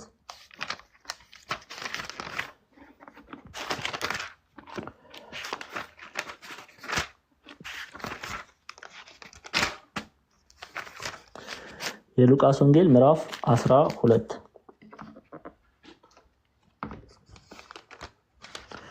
እሺ ከቁጥር 8 ሉቃስ 12:8 እላችሁም አለው በሰው ፊት የሚመሰክርልኝ ሁሉ የሰው ልጅ ደግሞ በእግዚአብሔር መላእክት ፊት ይመሰክርለታል። የሰው ልጅ በሰውም ፊት የሚክደኝ በእግዚአብሔር መልአክ ፊት ይካዳል። ምን እያለን ነው? የሰው ልጅ ብሎ ይጠራል። የእናታችን የቅድስት ድንግል ማርያም ልጅ ነውና እሷ ሰው ናት። የእሷን ስጋ ነው የነሳውና የሰው ልጅ ተብሎ መጽሐፍ ይጠራዋል። ስለዚህ ይሄንን እውነተኛውን ትምህርት የሚመሰክር አለ ቅዱስ ዮሐንስ። ይኸው ኢየሱስ የእግዚአብሔር ልጅ እንደሆነ በሚታመን ሁሉ እግዚአብሔር በእርሱ ይኖራል፣ እርሱም በእግዚአብሔር ይኖራል። ኢየሱስ ክርስቶስ የእግዚአብሔር ልጅ ነው የሚል ማለት ነው። በእርሱ ይኖራል። ማን? እግዚአብሔር በእርሱ ይኖራል፣ እርሱም በእግዚአብሔር ይኖራል። አንዴ ወደ ትርጓሜው ከመሄዳችን በፊት ሁለተኛ ዮሐንስን እኔ ሁለተኛ ዮሐንስ ምዕራፍ 1 ቁጥር 7 ከፈቱልኝ። እሺ ሁለተኛ ዮሐንስ ምዕራፍ 1 ቁጥር 7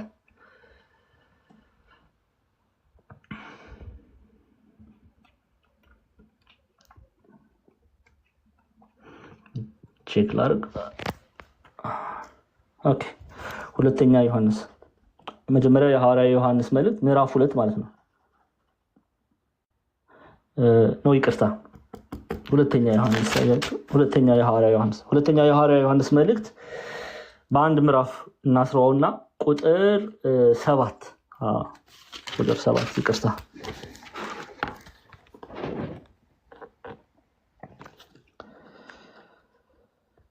ቁጥር 7 ይታያል አይደለ? ይታያችኋል? ኮሜንት ላይ እንደው ጀስት ለማጣራት እኔ ላይ ፈዘዝ ስላለ ግልጽ ነው። እሺ ብዙ አሳቾች ወደ ዓለም ገብተዋልና እነርሱ ኢየሱስ ክርስቶስ በስጋ እንደመጣ የማያምኑ ናቸው።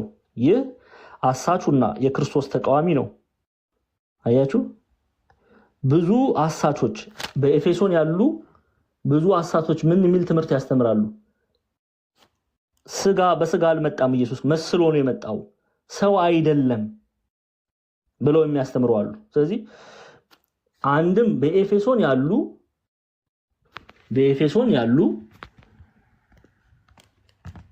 ኤፌሶን አንዴ ምዕራባዊ ቱርክ በኤፌሶን ያሉ አንቲክራይስት ወይም የስህተት ትምህርት አስተማሪዎች ምን ብለው ነበር የሚያስተምሩት? እሱ ስጋን ነስቶ ስጋን አልነሳም፣ ማለትም የእናታችን የቅድስት ድንግል ማርያምን ስጋ አልነሳም፣ ሰው መስሎ ተመላለሰ ይላሉ። ሰው መስሎ ነው እንጂ ሆኖ አይደለም። ይህን በባለፈው አይተናል በስፋት። ስለዚህ ቅዱስ ዮሐንስ ምን አለ? ብዙ አሳቶች ወደ ዓለም ገብተዋልና እነርሱም ኢየሱስ ክርስቶስ በስጋ እንደመጣ የማያምኑ ናቸው። ይህ አለ አሳቹና የክርስቶስ ተቃዋሚ ነው ይላል። ይሄ የክርስቶስ ተቃዋሚ ነው። ይህ አሳቹና የክርስቶስ ተቃዋሚ ነው ይላል። ስለዚህ ኢየሱስ ክርስቶስ እርሱ የእግዚአብሔር ልጅ ነው ብሎ የማያምን ኢየሱስ የእግዚአብሔር ልጅ እንደሆነ በሚታመን ሁሉ እግዚአብሔር በእርሱ ይኖራል፣ እርሱም በእግዚአብሔር ይኖራል ይለናል። ዮሐንስ ወንጌል ምዕራፍ 5 ቁጥር 19 ባለሳሳት ዮሐንስ 5:19 ተመልከቱ ምን እንደሚል። ዮሐንስ 5:19 ለምትጽፉ ሰዎች ደግሞ ይሄን አይተን እንቀጥላለን። ዮሐንስ ወንጌል ምዕራፍ 5 ቁጥር 19 ይኸው ምንድነው የሚለው? ስለዚህ ኢየሱስ መለሰ እንዲህም አላቸው፣ እውነት እውነት እላችኋለሁ አብ ሊያደርገው ያየውን ሁሉ ነው እንጂ ወልድ ከራሱ ሊያደርግ ምንም አይችልም። ያ የሚያደርገው ሁሉ ወልድ ደግሞ ይህን እንዲሁ ያደርጋል። ይሄ ትርጓሜ ያለው ወደዛ አይደለም ዛሬ የምንሄደው። ዋናው ሐሳብ ያለው ቁጥር 20 ጀምረን እንመለከት። አብ ወልድን ይወዳልና የሚያደርገውን ሁሉ ያሳየዋል፣ እናንተም ትደነቁ ዘንድ ከዚህ የሚበልጥ ስራ ያሳየዋል። አብ ሙታንን እንደሚያነሳ ሕይወትንም እንደሚሰጥ እንዲሁ ወልድ ደግሞ ለሚወዳቸው ሕይወትን ይሰጣቸዋል። ሰዎች ሁሉ አብን እንደሚያከብሩት ወልድን ያከብሩት ዘንድ ፍርድን ሁሉ ለወልድ ሰጠው እንጂ አብ በአንድስ እንኳን አይፈርድም። ወልድን የማያከብር አያችሁ፣ ወልድ የሚለው ኢየሱስ ክርስቶስን ነው። ወልድን የማያከብር የላከውን አብን አያከብርም። እውነት እውነት እላችኋለሁ ቃሌን የሚሰማ የላከኝን የሚያምን የዘላለም ሕይወት አለው፣ ከሞትም ወደ ሕይወት ተሻገረ እንጂ ወደ ፍርድ አይመጣም። ወልድን የማያከብር አብን አያከብርም። ስለዚህ ወልድን አልቀበልም ብሎ ሰው እግዚአብሔር ወልድን አልቀበልም ብሎ ኢየሱስ ክርስቶስን አልቀበልም ብሎ በእግዚአብሔር አምናለሁ ማለት አይችልም። የእግዚአብሔር ፍቅር በውስጥ ያለ ማለት አይችልም እያለን ነው ቅዱስ ዮሐንስ። እሺ ቁጥር 15 ኢየሱስ የእግዚአብሔር ልጅ እንደሆነ በሚታመን ሁሉ እግዚአብሔር በእርሱ ይኖራል፣ እርሱም በእግዚአብሔር ይኖራል። ቁጥር 16 ይቅርታ፣ እኛም እግዚአብሔር ለኛ ያለውን ፍቅር አውቀናል አምነንማል ይላል። እኛም አለ አሁን እኛም ሲል ሐዋርያቱን ጨምሮ በኤፌሶን ያሉትን እውነተኞቹን ደቀ መዛሙርት በጌታችን በመድኃኒታችን በኢየሱስ ክርስቶስ ያመኑትን ጨምሮ እኛም ይላል። አምነዋላ ኢየሱስ ክርስቶስ የእግዚአብሔር ልጅ ነው የሚለውን አምነዋል፣ ተቀብለዋል። እርሱ ምንድን ነው? መሲህ ነው የሚለውን ተቀብለዋል።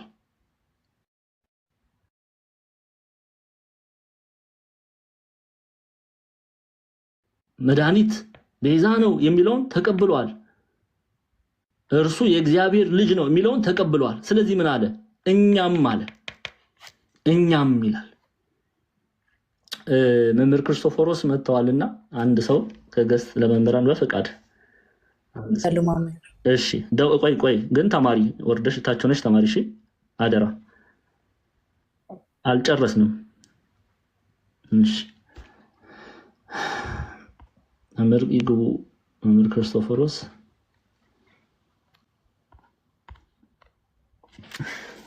ዋኑ ኦፊ እግዚአብሔር አምላክ ይባርክሽ። ይሄ ነው ደስ የሚለው። መምሬ ይግቡ። ተማሪዎች ቦታ ለቀውሎታል፣ ይግቡ። እኛ እንቀጥላለን። እሺ ስለዚህ በኤፌሶን ያሉትን የሚያምኑትን እኛም ማለት ይሄው ቁጥር 16 ላይ ነው ያለውት። እኛም እግዚአብሔር ለኛ ያለውን ፍቅር አውቀናል አምነንማል ይላል። አውቀናል አምነንማል። ኦኬ እኛም ማለቱን አስረድቻለሁ። እኛም እግዚአብሔር ለኛ ያለውን ፍቅር አውቀናል ሲል እግዚአብሔር አምላክ ለሰው ልጆች ለኔና ለናንተ ወደ ከሰማያት ወርዶ ከእናታችን ከቅድስት ድንግል ማርያም ተወልዶ ስጋዋን ነስቶ በቀራንዮ ላይ ቤዛ ሆኖ እኛን ለማዳን ዋጋ እንደከፈለ እናውቃለን። ይሄንንም ደግሞ እናምናለን እያለ ነው።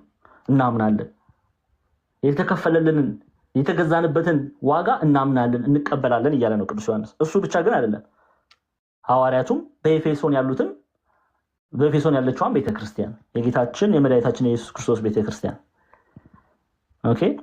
እኛም እግዚአብሔር ለኛ ያለውን ፍቅር አውቀናል አምነንማል ይላል። አውቀናል፣ አይተናል፣ ተምረናል፣ ሰምተናል። ከዛስ በኋላ አምነንማል፣ አሜን ብለን ተቀብለናል።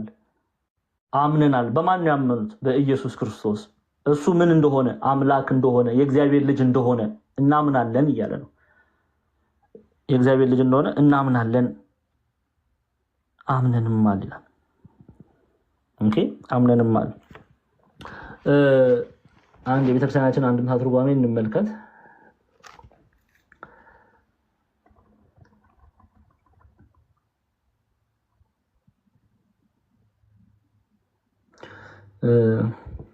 ቁጥር 16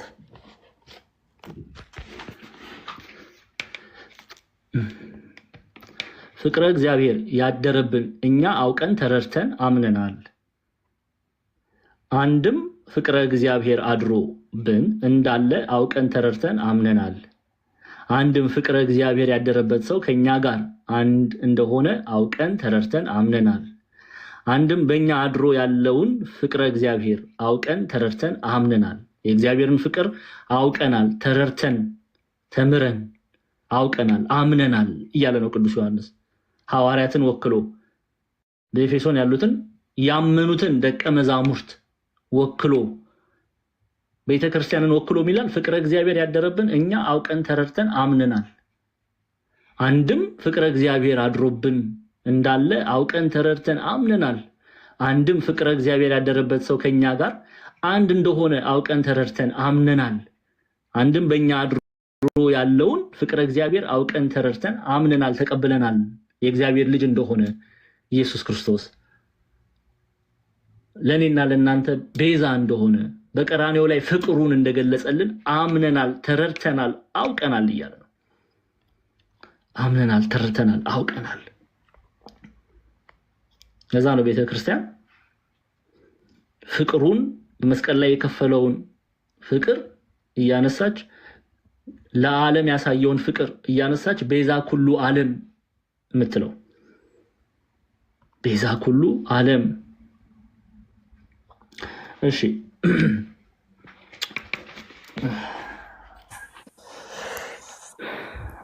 አንደኛ ዮሐንስ ምዕራፍ 3 ቁጥር 24 ላይም ቅዱስ ዮሐንስ አንደኛ ዮሐንስ ምዕራፍ 3 ቁጥር 24 አንድ የመለስ እንበልና ደግሞ ነው መልእክቱን የሚያስቀምጠው እናያለን። አንደኛ ዮሐንስ ምዕራፍ 3 ቁጥር 24 ይኸው 24 ትእዛዙን የሚጠብቅ በእርሱ ይኖራል፣ በእርሱም ይኖርበታል። በዚህ በእኛ እንዲኖር ከሰጠን ከመንፈሱ እናውቃል ይላል። ሙሉን ላንብበው አንዴ። እሺ እየጻፉ ነው፣ ይቅርታ። እሺ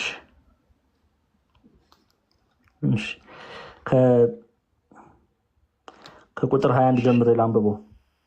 ወዳጆች ሆይ ልባችን ባይፈርድብን በእግዚአብሔር ዘንድ ድፍረት አለን። ትእዛዙን የምንጠብቅና በፊቱ ደስ የሚያሰኘውን የምናደርግ ስለሆንን የምንለምነውን ሁሉ ከእርሱ እናገኛለን። ትእዛዚቱም ይህች ናት፣ በልጁ በኢየሱስ ክርስቶስ ስም ምን እንዳለ እናምን ዘንድ ትእዛዝንም እንደሰጠን እርስ በርሳችን እንዋደድ ዘንድ። ትእዛዙም የሚጠብቅ በእርሱ ይኖራል፣ እርሱም ይኖርበታል። በዚህም በእኛ እንዲኖር ከሰጠን ከመንፈሱ እናውቃለን፣ ከመንፈስ ቅዱስ እናውቃለን። ለምን ምንዋደድ የእግዚአብሔር መንፈስ ቅዱስ በውስጣችን እንዳለ እናውቃለን እያለ ነው ቅዱስ ዮሐንስ። ስለዚህ በማን እናምናለን አለ? ትእዛዚቱ ይህች ናት፣ በልጁ በኢየሱስ ክርስቶስ ስም እናምን ዘንድ። በማን? በክርስቶስ እናምናለን አለ። ከዛስ በኋላ ምን ብሎ ይቀጥላል? ትእዛዛትንም እንደሰጠን እርስ በርሳችን እንዋደድ ዘንድ ተዋደዱ እንዳለ እርስ በርሳችን እንዋደድ ዘንድ ትእዛዙንም የሚጠብቅ ማለትም የጌታን ትእዛዝ የሚጠብቅ በእርሱ ይኖራል እርሱም ይኖርበታል በዚህም በእኛ እንዲኖር ከሰጠን ከመንፈሱ እናውቃለን ደግሞ ይላል። እግዚአብሔር ልጅን አምነን ተቀብለናል፣ ትእዛዛቱንም ተቀብለናል። ትእዛዛቱንም ምንፈጽም እርሱ በእኛ እኛ በእርሱ እንደምንኖር እናውቃለን እያለ ነው። ቁጥር 16 ላይም ይሄንን ነው እኛም እግዚአብሔር ለኛ ያለውን ፍቅር አውቀናል አምነንማል የሚለው። ከዛ ይቀጥላል እግዚአብሔር ፍቅር ነው፣ በፍቅርም የሚኖር በእግዚአብሔር ይኖራል፣ እግዚአብሔር በእርሱ ይኖራል። እግዚአብሔር ምንድን ነው አለ? ፍቅር ነው። እግዚአብሔር ፍቅር ነው። ኦኬ፣ በፍቅር የሚኖር እግዚአብሔር በእርሱ እንዳለ እናውቃለን እያለ ነው ቅዱስ ዮሐንስ። ግብፃውያን መተርጉማን ይህን ክፍል አንዴ እንመልከተው።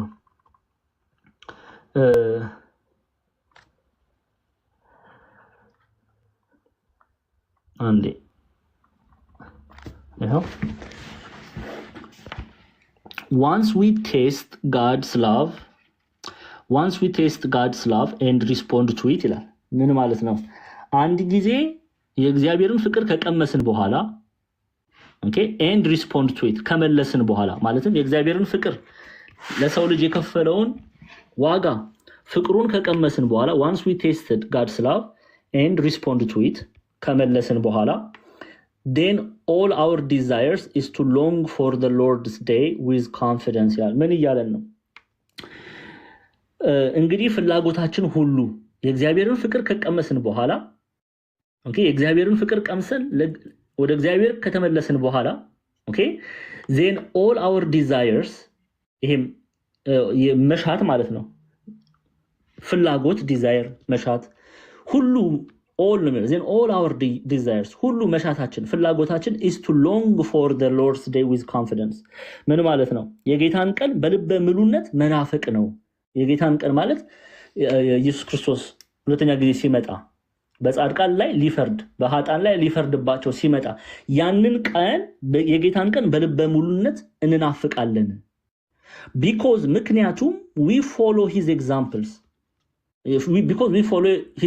ማለትም ምክንያቱም በሙሉ ልብነት የጌታን ቀን በደስታ የምንጠብቀው because we follow his example ምሳሌውን ተከትለናልና here on earth በዚህ ምድር ላይ therefore we have a share with him in the life to come ከእርሱ ጋር ወራሾች ነን።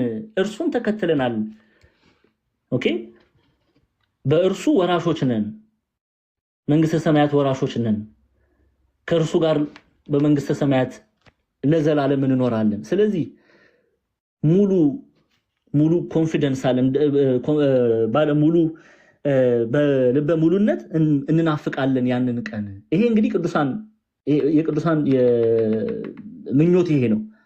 ጻድቃን ሰማዕታት ቅዱሳን እግዚአብሔርን መሰለው ተመላልሰዋልና እነሱ የጌታን ቀን ወይም ሁለተኛ በኃጥአን ላይ ሊፈርድ ሲመጣ አምላካችን ያንን ቀን በጉጉት ነው የሚጠብቁት። በጉጉት ለምን? once we taste God's love የእግዚአብሔርን ፍቅር ከቀመስን በኋላና ከመለስን ለዛ ፍቅር then all our desires መሻታችን ምኞታችን ፍላጎታችን በሙሉ then all our desires is to long for the Lord's day with confidence በልበ ሙሉነት የጌታን ቀን መጠበቅ ነው። የጌታን ቀን በልበ ሙሉነት መናፈቅ because we follow his example ምክንያቱም እርሱን መስለን here on earth በዚህ ምድር ላይ ተመላልሰናልና therefore we have a share with him in the life to come በመንግስተ ሰማያት በእርሱ ወራሾች ነን፣ አብረነው እንሆናለን። በመንግስተ ሰማያት አዲሱን ቅኔ እንቀኛለን። ስለዚህ ያንን ቀን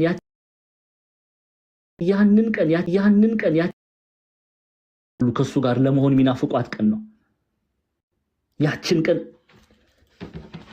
በዛች ቀን ላይ ያላቸውን ድፍረት ይናገራሉ። ድፍረት ሲባል እርሱን የማየት እርሱን የመናፈቅ እርሱን መስለው ተመላልሰዋልና ስለዚህ ይፈረድላቸዋል። ያንን እንናፍቃለን ነው የሚለው ቅዱስ ዮሐንስን። ይሄው ቁጥር 17 ላይ ይሄው ራሱ ይጽፈዋል ደግሞ ቁጥር 16 ላይ እኛም እግዚአብሔርን ለእኛ ያለውን ፍቅር አውቀናል አምነንማል አለ ቅዱሳንን ወክሎ። ከዛስ እግዚአብሔር ፍቅር ነው፣ በፍቅር የሚኖር በእግዚአብሔር ይኖራል፣ እግዚአብሔርም በእርሱ ይኖራል። እግዚአብሔር ፍቅር ነው፣ በፍቅር የሚመላለስ እግዚአብሔር በእርሱ ይኖራል፣ እርሱም በእግዚአብሔር ይኖራል። ቅድም ሴንት ባዝል ዘ ግሬት ታላቁ ቅዱስ ባስልዮስ ያለውን አይተናል። መለስ ብለን ለማስታወስ ሴንት ባዝል ዘ ግሬት ኢፍ ጋድ ኢዝ ላቭ እግዚአብሔር ፍቅር ከሆነ አስ ጆን ሴይስ ቅዱስ ዮሐንስ እንደተናገረው ዜን ኢት መስት ቢ ዳት ዘ ዴቪል ኢዝ ሄትሬድ ሰይጣን ጥላቻ መሆን አለበት። አስ ሂ ሁ ሃዝ ላቭ ሃዝ ጋድ ፍቅር ያለው እግዚአብሔር እንዳለው ሶ ሂ ሁ ሃዝ ሄትሬድ ጥላቻ ያለው ሃዝ ዘ ዴቪል ድዌሊንግ ኢን ሂም ጥላቻ ያለው ደግሞ ክፉ መንፈስ ሰይጣን በእርሱ ውስጥ ያድራል። ሴንት ባዝል ዘ ግሬት። ስለዚህ ቅዱስ ዮሐንስ ምንድነው ያለው? ፍቅር እግዚአብሔር ፍቅር ነው፣ በፍቅር የሚኖር በእግዚአብሔር ይኖራል፣ እግዚአብሔርም በእርሱ ይኖራል ካለም በኋላ ቁጥር 17 ላይ በፍርድ ቀን ድፍረት ይሆንልን ዘንድ አያችሁ፣ በምን ቀን? በፍርድ ቀን ድፍረት ይሆንልን ዘንድ ፍቅር በዚህ ከእኛ ጋር ተፈጽሟል። እርሱ እንዳለ እኛ ደግሞ እንዲሁ በዚህ ዓለም ነንና። ለዛ ነው ምን የሚሉት ግብፃውያን መተርጉማን ዋንስ ዊ ቴስት ጋድስ ላቭ የእግዚአብሔርን ፍቅር አንዴ ከቀመስን በኋላ ቅዱስ ዮሐንስ ያለውን ቃል ሲያብራሩ ዋንስ ዊ ቴስት ጋድስ ላቭ የመስቀሉን ለእኔና ለእናንተ የከፈለውን የቤዛነት ስራ ማለት ነው ከቀመስን በኋላ ኤንድ ሪስፖንድ ቱ ኢት ወደ እርሱ ከቀረብን በኋላ መልካም ምላሽ ከሰጠን በኋላ then all our desires is to long for the Lord's day with confidence ምን ማለት ነው? ኦኬ እንግዲህ ፍላጎታችን ሁሉ የጌታን ቀን በልበ ሙሉነት መናፈቅ ነው። እንግዲህ ይሄ የቅዱሳን መሻት ነው። የጻድቃን የሰማዕታቱ መሻት ይሄ ነው። እነ ቅዱስ እስጢፋኖስ የሚናፍቁት መሻት ይሄ ነው። ከጌታ ጋር መሆን፣ ከኢየሱስ ክርስቶስ ጋር መሆን። ስለዚህ once we taste God's love and respond to it በእግዚአብሔርን ፍቅሩን ቀምሰን እኛም ወንድሞችን በመውደድ እርሱን በመምሰል ሪስፖንድ ምላሽ ከሰጠን በኋላ then all our desires is to long for the Lord's day with confidence እንግዲህ ፍላጎታችን ሁሉ የጌታን ቀን በልበ ሙሉነት መናፈቅ ነው። because አለ ምክንያቱም ይላል we follow his example here on earth በዚህ ምድር ላይ እርሱን መስለን ተመላልሰናልና ምሳሌ አድርገን ተመላልሰናልና ጻድቃን ማን ነው ምሳሌ የሚያደርጉት? ክርስቶስ ኢየሱስን። ሐዋርያው ቅዱስ ጳውሎስ እኔ ክርስቶስን እንደመሰልኩ እኔን ምሰሉ የሚለው ለዛ ነው። የቅዱስ ጴጥሮስ ደቀ መዝሙርም ኦኬ ቅዱስ ዮሐንስ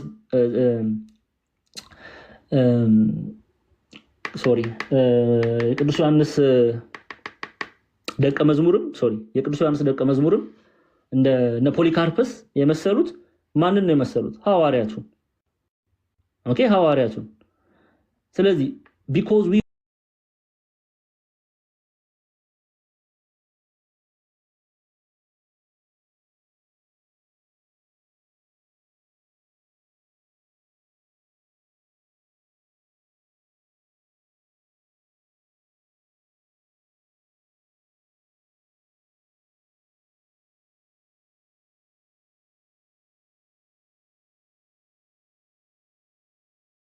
ከእርሱ ጋር አብረው ይሆናሉና ያ ነው መናፈቃችን። ለዛ ነው ቅዱስ ዮሐንስ በፍርድ ቀን ድፍረት ይሆንልን ዘንድ ይላል። ፍቅር በዚህ ከኛ ተፈጽሟል፣ እርሱ እንዳለ እኛ ደግሞ እንዲሁ በዚህ ዓለም ነንና። እርሱን መስለው ተመላልሰዋልና የሚናፍቁት መሆን የሚፈልጉት ከእርሱ ጋር ነው። በፍርድ ቀን እንዲህ ያለ ድፍረት አለን። ይፈረድልናል እንጂ አይፈረድም። ቅዱሳን ላይ አይፈረድም፣ እነርሱ ይፈረድላቸዋል። ኦኬ ያንን እንጠብቃለን እያለን ነው። ያንን ነው የሚጠብቁት ቅዱሳን። ለዛ ነው እንዲህ ያለ ድፍረት አለን የሚለው።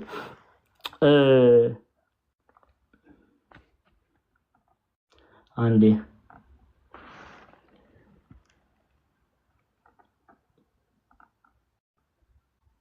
አንድምታ ትርጓሜያችንን እናሳይ። ግብፃውያንን አይተናል። ኢትዮጵያ ሊቃውንት ተመሳሳይ ሐሳብ ነው የሚያስቀምጡት። በዚህም እግዚአብሔር እኛን መውደዱ ይፈጸምልናል፣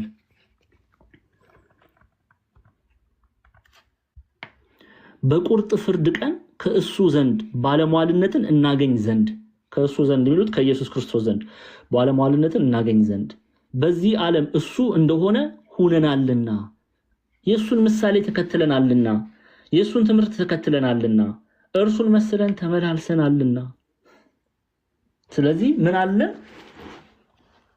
ቅዱስ ዮሐንስ እንዳለው በፍርድ ቀን ድፍረት ይሆንልን ዘንድ ፍቅር በዚህ ከኛ ጋር ተፈጽሟል። እርሱ እንዳለ እኛ ደግሞ እንዲሁ በዚህ ዓለም ነንና፣ በዚህ ዓለም እርሱ እንዳለ ተመላለሱ እንዳለ፣ ቃሌን ጠብቁ እንዳለ ቃሉን ጠብቀናልና፣ እርሱን መስለን ተመላልሰናልና፣ በቁርጥ ፍርድ ቀን ከእሱ ዘንድ ባለሟልነትን እናገኛለን፣ የመንግስቱ ወራሽ እንሆናለን እያለ ቅዱስ ዮሐንስ ይናገራል። ግልጽ ነው። እንዲህ አይነት ድፍረት አለን፣ ይፈርድልናል እያለ ነው። እሺ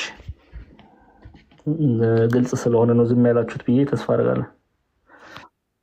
ቁጥር 18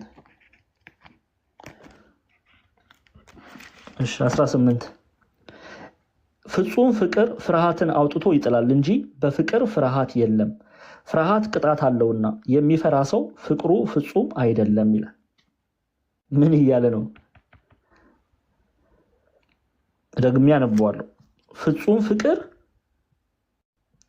ፍቅር ፍርሃት አውጥቶ ይጥላል እንጂ በፍቅር ፍርሃት የለም። ፍርሃት ቅጣት አለውና የሚፈራ ሰው ፍቅሩ ፍጹም አይደለም። የሚፈራ ሰው ኃጢአተኛ ሰው ነው፣ በደለኛ ሰው ነው። እግዚአብሔርን የሚፈራ በእግዚአብሔር ቃል የማይመላለስ ሰው ነው እግዚአብሔርን የሚፈራ። እውነተኛ የእግዚአብሔር ፍቅር የሌለው ሰው ነው እግዚአብሔርን የሚፈራ። ለምን? በቃሉ አልተመላለሰምና። ፍጹም ፍቅር ፍርሃትን አውጥቶ ይጥላል እንጂ በፍቅር ፍርሃት የለም። እግዚአብሔርን የሚወድ እግዚአብሔርን ይናፍቃል፣ የፍርድን ቀን ይናፍቃል፣ እግዚአብሔርን ማየት ያጓጓዋል። አንዳንድ ሰው ገጥሟችሁ ከሆነ ወይ ጌታችን መድኃኒታችን ኢየሱስ ክርስቶስ መች ነው መተህ የምትወስደን ሲሉ፣ ኧረ እንዴ ምን ሰርቼ የሚል ሰው ገጥሟችሁ አያውቅም? ይሄ እንዲህ የሚለው ሰው በፍጹም ፍቅር ያልታሰረ ሰው ነው፣ ፍርሃት ያደረበት ሰው። እውነት እግዚአብሔርን የሚወድ ሰው እግዚአብሔርን ለማየት ይጓጓል። ቆይ አትጓጉም? እግዚአብሔርን ለማየት ልንጓጓ አይደል የሚገባው? አዎ። ግን ፍጹም ፍቅር ያለው ሰው ቅዱሳን በቃሉ እሱን ምሳሌ አድርገው ተመላልሰዋልና ይጓጓሉ። ሐዋርያው ቅዱስ ጳውሎስ ልሄድ ከክርስቶስ ጋር ልኖር እናፍቃለሁ ይላል። የሚናፍቁት ይሄ ነው።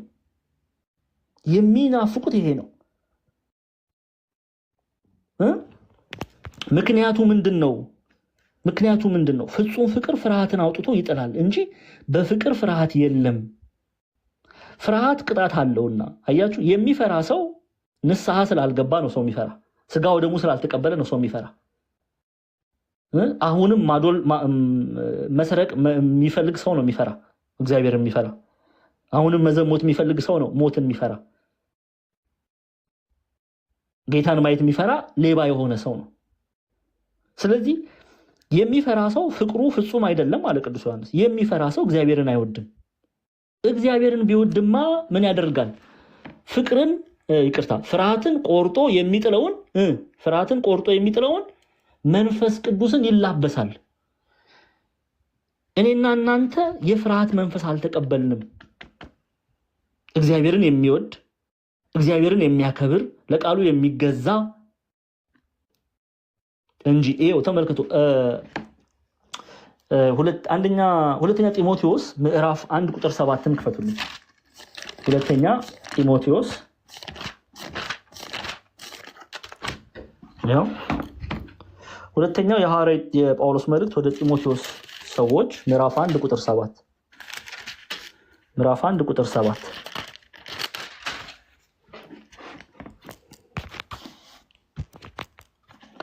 እግዚአብሔር የኃይልና የፍቅር ራስንም የመግዛት መንፈስ ማለትም መንፈስ ቅዱስ እንጂ የፍርሃት መንፈስ አልሰጠንምና እኛ አባታችንን ልንናፍቀው ልንወደው ነው የተጠራ ነው። የሰጠን መንፈስ ቅዱስን ስለ እርሱ ስለ ኢየሱስ ክርስቶስ ያለ ፍርሃት ቦልድሊ በቃል በግብር እንመሰክር ዘንድ ነው የተሰጠን። ዝም ብሎ አይደለም። ቤተክርስቲያን በነገራችን ላይ መንፈስ ቅዱስን ስንቀበል ምን እያለን ነው? ለእግዚአብሔር ስለ ኢየሱስ ክርስቶስ እመሰክራለሁ፣ እርሱ መድኃኒት፣ አዳኝ፣ ቤዛ፣ ንጉስ፣ አምላክ፣ ጌታ፣ የጌቶች ጌታ፣ የአማልክት አምላክ እንደሆነ እመሰክራለሁ። በቃል ብቻ ሳይሆን በግብርም ጭምር እያለን ነው። ስለዚህ እግዚአብሔር የኃይልና የፍቅር ራስንም የመግዛት መንፈስ እንጂ የፍርሃት መንፈስ አልሰጠንምና ይላል ሐዋርያው ቅዱስ ጳውሎስ። አልሰጠንም። ሮሜ ምዕራፍ 8ንም እንመልከት። ሮሜ 8:15 ተመልከቱ። ከሐዋርያት ሥራ መጽሐፍ በኋላ ታገኛላችሁ። ሮሜ 8:15 ሮሜ 8:15 አባ አባት ብለን የምንጮህበት የልጅነት መንፈስ ተቀብላችኋል እንጂ እንደገና ለፍርሃት የባርነት መንፈስ አልተቀበላችሁም ይላል።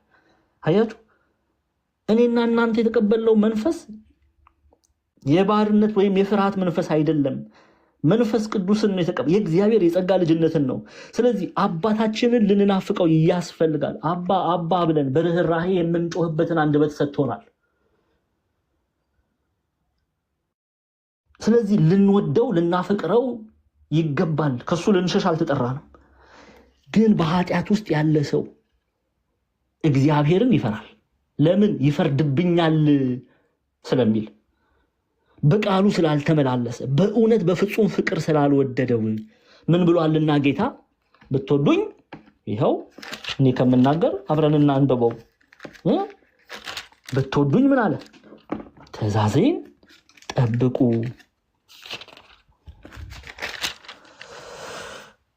ይኸው ምዕራፍ 14 ቁጥር 15 ምንድነው የሚለው? ብትወዱኝ ትእዛዜን ጠብቁ። ትእዛዙን የጠበቁ በእውነት ይወዱታል። ስለዚህ ምን የለባቸውም እያለን ነው። ምን የለባቸውም እያለን ነው ቅዱስ ዮሐንስ። ፍርሃት የለም፣ ይፈረድልናል ብለው በፍቅር ነው የሚጠብቁት እግዚአብሔር አምላክ። ስለዚህ እኛ ፍጹም ፍቅር ፍርሃትን አውጥቶ ይጥላል። አያችሁ፣ ፍጹም እግዚአብሔርን ስትወዱ፣ በቃሉ ስትመላለሱ፣ በስጋው ደግሞ በንስሐ ስትመላለሱ ፍርሃት የሚባል በውስጣችሁ አይኖርም። አክብራችሁት ስትመላለሱ። ለዚህ ፍጹም ፍቅር ፍርሃትን አውጥቶ ይጥላል እንጂ በፍቅር ፍርሃት የለም። ፍርሃት ቅጣት አለውና የሚፈራ ሰው ፍቅሩ ፍጹም አይደለም ማለት ወንበዴ ስለሆነ ማለት ነው። እንደ ይሁዳ ወንበዴ ስለሆነ እንደ ዴማስ ፍቅሩ ፍጹም አይደለም፣ እግዚአብሔርን አይወደውም። ስለዚህ ምን ይላል? ይፈረድበታል።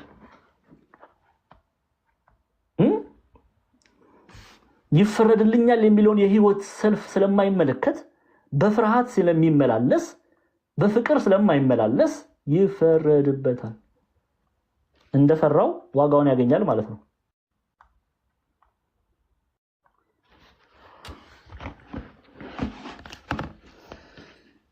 እሺ፣ ፍጹም ፍቅር እንላበስ።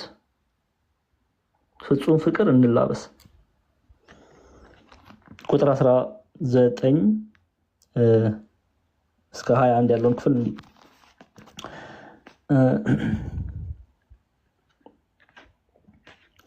እርሱ አስቀድሞ ወዶናልና እኛ እንወደዋለን። እርሱ አስቀድሞ ምን ብሎናል? እርሱ አስቀድሞ ወዶናልና። እርሱ የሚለው ኢየሱስ ክርስቶስን ነው። አስቀድሞ እግዚአብሔር አስቀድሞ ወዶናልና እኛ እንወደዋለን። እኛም የሚወደድ ነገር ሳይኖረን በኃጢአት እየተመላለስን እርሱ ግን ወደደን። እርሱ ወደደን። እርሱ ነው አስቀድሞ የወደደን። እርሱ ነው የወደደን እያለ ነው ቅዱስ። እኛ እርሱ ስለወደደን ደግሞ እንወደዋለን ይላል። ታስታውሳላችሁ ሐዋርያው ቅዱስ ጳውሎስ ይህን ክፍል ከማየታችን በፊት ሐዋርያው ቅዱስ ጳውሎስ ሮሜ ምዕራፍ 5 ቁጥር 38 ላይ እናንብበው አንዴ።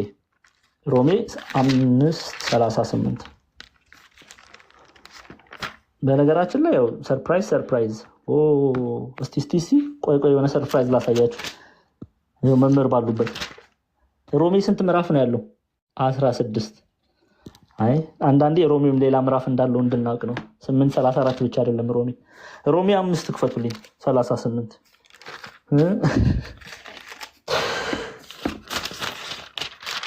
ሮሜ 5:38 እሺ እንየው።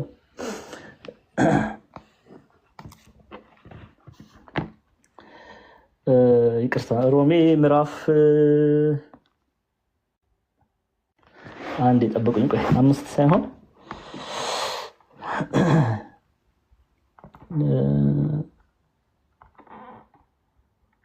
አንዴ ጠብቁኝ። ደብል ቼክ ላድርግ። ሶሪ ሮሜ 5 ከ8 ጀምሮ ላንብበው። 8 እስከ 10 38 አይደለም 38 የለውም ሲጀምር ሮሜ ከ5 ጀምረን እናንብብ። ሶሪ እሺ ሮሜ ምዕራፍ 5 ቁጥር ከ8 እስከ 10 እሺ እንዲህ ይላል። ነገር ግን ገና ኃጢአተኞች ሳለን ክርስቶስ ስለኛ ሞቷልና። ምን ሳለን? ኃጢአተኞች ሳለን። ነገር ግን ገና ኃጢአተኞች ሳለን ክርስቶስ ስለኛ ሞቷልና እግዚአብሔር ለኛ ያለውን የራሱን ፍቅር ያስረዳል። አያችሁ፣ እግዚአብሔር ለኛ ያለውን የራሱን ፍቅር ያስረዳል። የእግዚአብሔርን ፍቅር የሚያስረዳው ምንድነው? ኃጢአተኞች ሳለን እግዚአብሔር አምላክ አንድያ የባህሪ ልጁን ሰጥቶናል። ነገር ግን ገና ኃጢአተኞች ሳለን ክርስቶስ ስለኛ ሞቷልና እግዚአብሔር ለኛ ያለውን የራሱን ፍቅር ያስረዳል እያለ ነው። ኦኬ አሁን ቅዱስ ዮሐንስ ምን አለ? ቁጥር 19 ላይ ስትመጡ እርሱ አስቀድሞ ወዶናልና እኛ እንወደዋለን አለ። እርሱ ስለወደደን ነው እኛ ምን ወደው። እኛ የሚወደድ ነገር ኖሮን አይደለም አስቀድሞ የወደደን፣ በኃጢአት ሳለን ነው የወደደን። አሁን እርሱ አስቀድሞ ወዶናልና እኛ እንወደዋለን ይላል። ኦኬ አንዴ ግብፃውያን መተርጉማን አያችሁ፣ እዚህ ነው ቴክስት እዚህ ላይ 38 ስላሉት ነው 18 እስከ 10 ነው። ኤኒዌይስ choosing us to become his bride ማለትም እኛን choosing us to become his bride there is no merit if we love him። merit ማለት ቃል ሜሪት የሚለው ቃል ጥቅም ወይም ምንጨምርለት ነገር የለም ማለት ነው። እኛ እግዚአብሔርን በመውደዳችን there is no merit if we love him ምንጨምርለት ነገር የለም።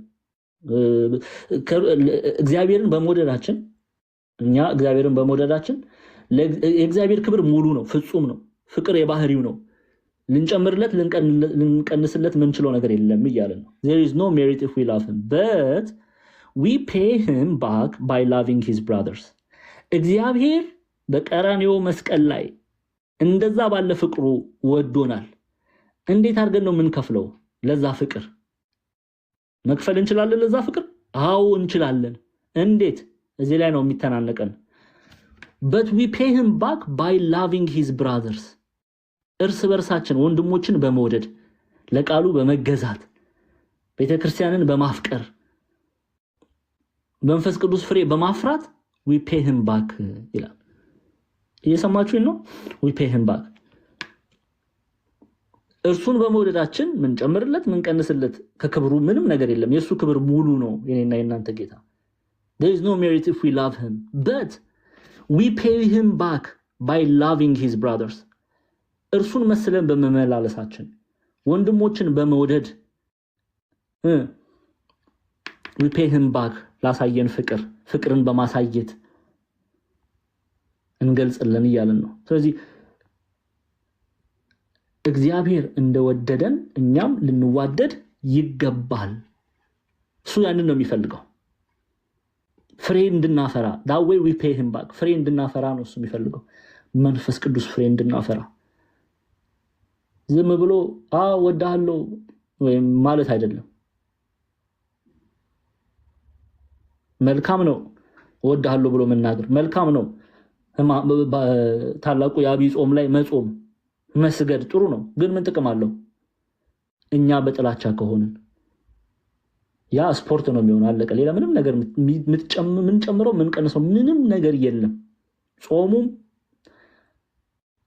ኪሎ ለመቀነስ እንጂ ሌላ ጉዳይ ምንም ነገር አንጠቀምበትም።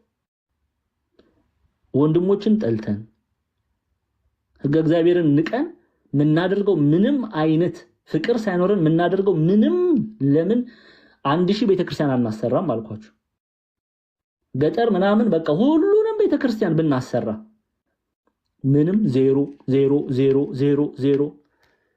ደግሞ ሰደበን እንዳትሉ መጽሐፉን ላሳይ። አስቸጋሪ ዘመን ላይ ነው እኮ ያለነው። ይሄው መጽሐፉን እናሳይ። አንደኛ ቆሮንቶስ ምዕራፍ 13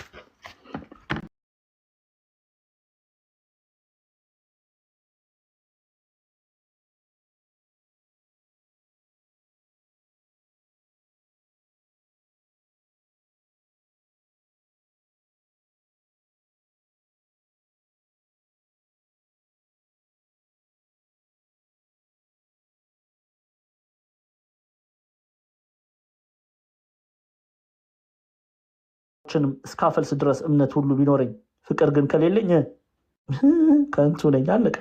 ድሆችን ልመግብ አለ ያለኝን ሁሉ ባካፍል ስጋዬን ለእሳት መቃጠል አሳልፌ ብሰጥ ፍቅር ግን ከሌለኝ ምንም አይጠቅመኝም። ለዛ ነው pay him back by loving his brothers የሚሉት አባቶቻችን። እግዚአብሔርን እወዳለሁ ምንል ከሆነ እንክፈለው ለፍቅሩ። ምንድነው ክፍያው? ብር አይደለም፣ ቃሉን መጠበቅ። የምትወዱኝ ትእዛዛቴን ጠብቁ አይደል ያለው? ትእዛዙን መጠበቅ። ወንድሞችን በመውደድ ለኔና ለናንተ የከፈለውን የቤዛነትን ስራ እንመልከት። በዛ ፍቅራችንም እንደምንወደው እንግለጽለት እንጂ ዝም ብሎ ፕሮፋይል መቀየር ወዳሃለው ማለት መፍረጥ መነሳት አይደለም። እንውደድ፣ እርስ በርሳችን እንዋደድ። ለዛ ነው ሐዋርያው ቅዱስ ጳውሎስ ፍቅር ግን ከሌለኝ ስጋዬን ለእሳት መቃጠል አሳልፌ ብሰጥ ፍቅር ግን ከሌለኝ ምንም አይጠቅመኝም የሚለው። እሺ ለዚህ ኢትዮጵያ አንድምታ ትርጓሜውን እናይና እንቋጫለን። ይህን ክፍል ምዕራፍ 4 ያበቃል ማለት ነው። እሺ እርሱ አስቀድሞ ወዶናልና እኛም እንወደዋለን ይላል ቅዱስ ዮሐንስ። እኛም እንወደዋለን ሲል we are paying him back የሚለው በምንድን ነው? ወንድሞችን በመውደድ ነው። እግዚአብሔርን መውደድ የሚቻል ወንድሞችን በመውደድ ነው። እግዚአብሔርን መውደድ የሚቻለው ወንድሞቹን የማይወድ እግዚአብሔርን አይወድም። ይሄንን ሲያብራራ እንዲላል ማንም እግዚአብሔርን ወዳለው እያለ ስሙ፣ ማንም እግዚአብሔርን ወዳለው እያለ ወንድሙን ቢጠላ ሐሰተኛ ነው። ያየውን ወንድሙን የማይወድ ያላየውን እግዚአብሔርን ሊወድ እንዴት ይችላል? አያችሁ? እግዚአብሔርንም የሚወድ ወንድሙን ደግሞ እንዲወድ ይህቺ ትእዛዝ ከእርሱ አለችን፣ ከእግዚአብሔር አለችን፣ ከእርሱ አለችን። ተመልከቱ። ለዛ ነው እግዚአብሔርን እንዴት መውደድ እንችላለን? is by loving his brothers. okay by loving ወንድሞቻችን በመውደድ ኦኬ። እሱ ወንድሞች ተብሎ ሊጠራ አላፈረም ይላል። ኦኬ አንድምታ ትርጓሜያችንን እንመልከት። ይሄው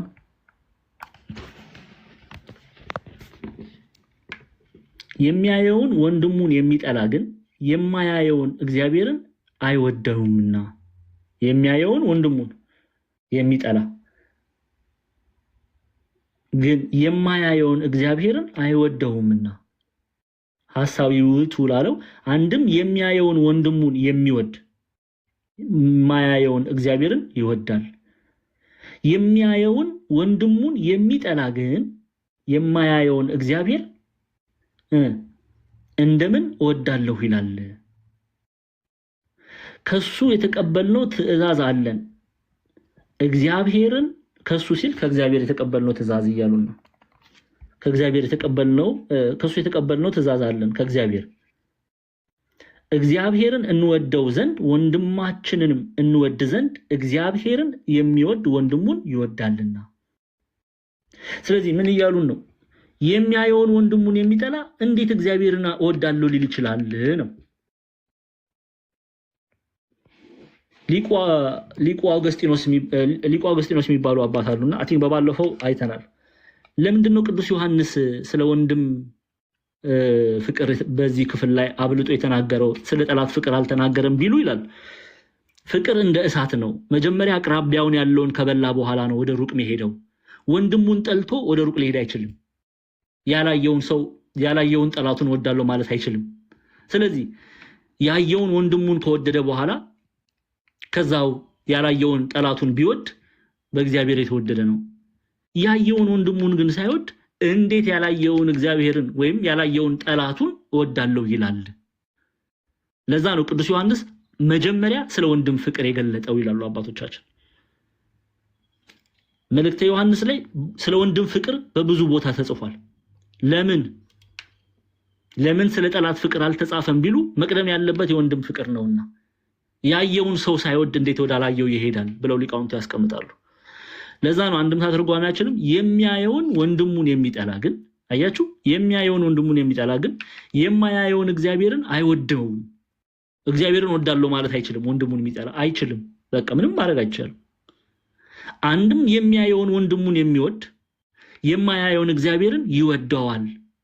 የሚያየውን ወንድሙን የሚጠላ ግን የማያየውን እግዚአብሔርን እንደምን እወዳለሁ ይላል።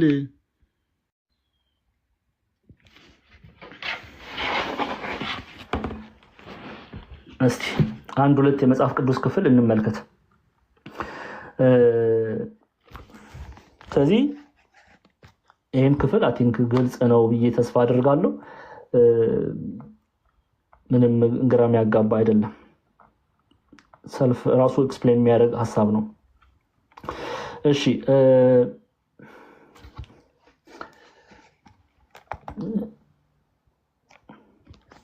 ምን አንድ ክፍል እዚህ ላይ እኔ ስለ ወንድም ፍቅር ስለ ፍቅር ጌታ አስተምሯል ወይ? ኦኬ እግዚአብሔር ሊወድ እንዲሻል እግዚአብሔርም የሚወድ ወንድሙን ደግሞ እንዲወድ ይህች ትእዛዝ ከእርሱ አለችን ይላል። ከማን አለችን? ከእግዚአብሔር አለችን። ከእግዚአብሔር ዘንድ እንዋደድ ዘንድ ጌታ አስተምሮናል፣ እግዚአብሔር አስተምሮናል እያለ ነው። እና እሱን እናያለን። መጀመሪያ የማርቆስ ወንጌል 12 ቁጥር 30 አንዴ ቆይ እንክፈት። ማርቆስ 12 31 እሺ ባልንጀራችንን እንድንወድ እግዚአብሔር አምላክ የተናገረውን ክፍል እናያለን። የማርቆስ ወንጌል ምዕራፍ 12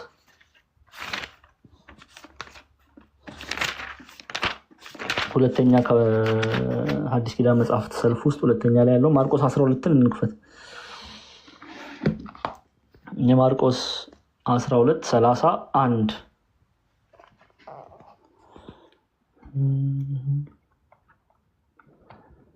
31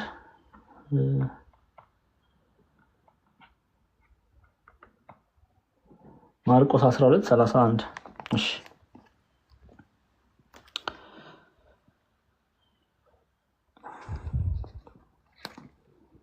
እሺ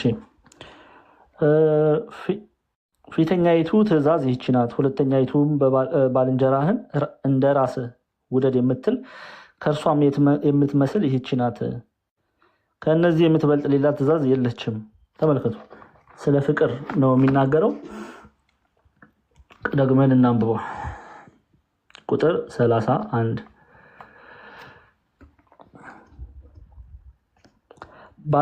ሁለተኛይቱም ባልንጀራህን እንደ ራስህ ውደድ የምትል እርሷን የምትመስል ይህች ናት። ከነዚህም ሁሉ የምትበልጥ ይህች ናት። ከነዚህም የምትበልጥ ሌላ ትእዛዝ የለችም። የትኛዋ ትእዛዝ? ባልንጀራን እንደ ራስህ ውደድ የምትል እርሷን የምትመስል ይህች ናት። ከነዚህም የምትበልጥ ሌላ ትእዛዝ የለችም።